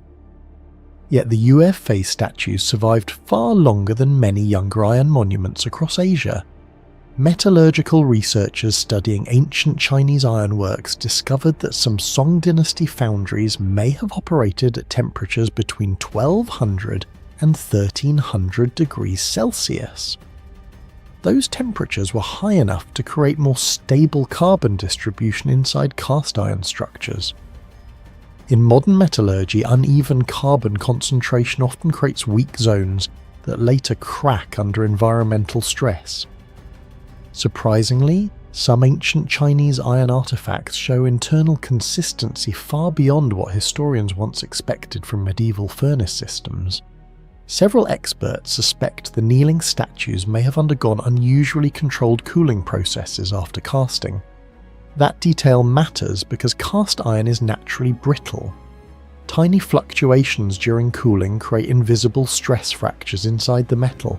Over time, water enters those fractures, expands through oxidation, and eventually breaks the structure apart.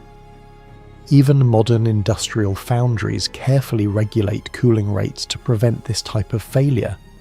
Yet the statues outside the tomb of Yuefei endured centuries of seasonal flooding, acid rain, thermal expansion, biological corrosion, dynastic warfare, and direct human vandalism.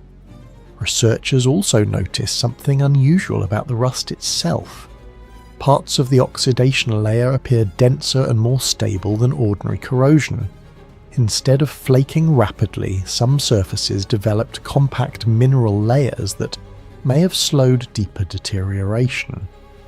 Similar behaviour appears in ancient Indian iron artefacts such as the famous Iron Pillar of Delhi, where phosphorus-rich protective layers naturally formed over centuries and dramatically slowed corrosion.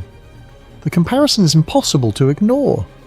The Delhi Iron Pillar has resisted major corrosion for roughly 1,600 years despite outdoor exposure. Scientists believe its survival resulted from a rare interaction between slag particles, phosphorus content, and environmental conditions that produced a protective passive film across the metal surface. Some historians now suspect ancient Chinese metallurgists may also have unintentionally, or intentionally produced alloys capable of generating semi-protective oxidation barriers under specific climates. What makes the Yuefei statues even stranger is the preservation of fine details.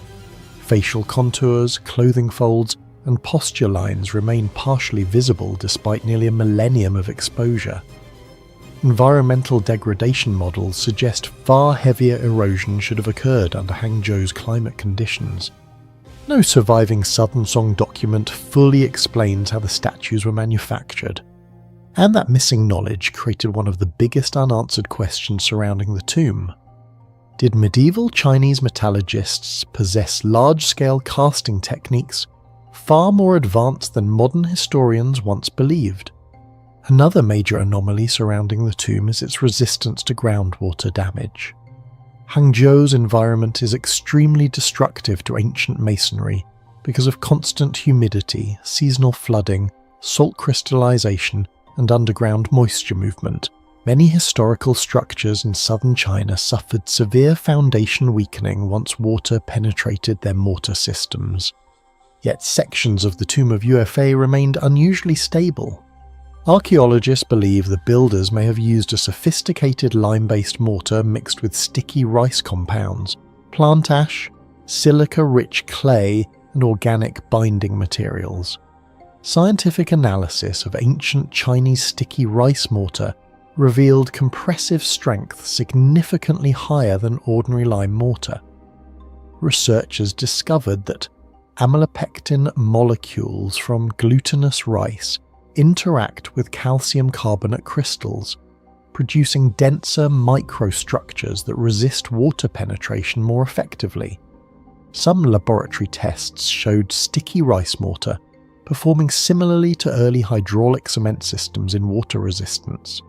That result is remarkable because the tomb exists in an environment where uncontrolled moisture should have caused catastrophic structural deterioration centuries ago. Engineers studying the site also observed that the drainage slopes and foundation elevation appear intentionally optimized to redirect groundwater pressure away from critical load-bearing areas. Even slight slope miscalculations can eventually destabilize foundations through subsidence and water accumulation. Modern engineers use hydrological simulations to model these problems. Ancient Song dynasty builders achieved comparable long-term stability using only manual surveying methods. The deeper researchers investigate the tomb's foundations, the more the site suggests the existence of practical engineering knowledge that was never fully documented and may now be permanently lost. Most elite Chinese tombs followed strict ceremonial symmetry. The tomb of Yuefei behaves differently. Instead of functioning purely as a ritual burial complex, its spatial organization resembles military defensive planning. The site combines elevated rear terrain, narrow approach transitions, controlled frontal visibility, and compressed movement corridors that resemble fortified compounds more than funerary architecture. Some historians believe the tomb was intentionally designed to symbolize eternal vigilance. Yue was remembered not only as a general but as a symbol of loyalty and resistance.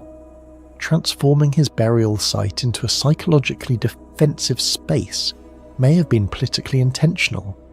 The layout also creates a strange emotional effect on visitors. Approaching the tomb forces movement through increasingly narrow spatial layers before suddenly opening into the central court.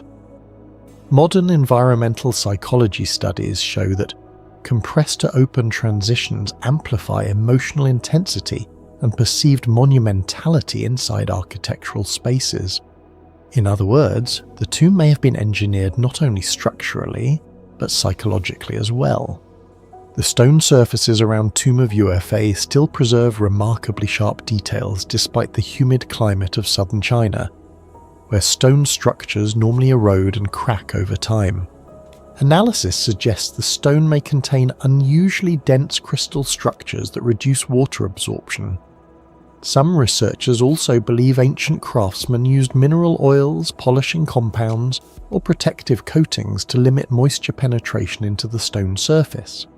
Similar preservation patterns appear in other Song dynasty structures, yet almost no surviving records fully explain the techniques that were used. This has led many researchers to believe the Song dynasty possessed material and construction knowledge far more advanced than previously assumed. Do you think the engineers of the Song dynasty truly understood advanced metallurgy and preservation techniques far beyond their time? Share your thoughts in the comments below.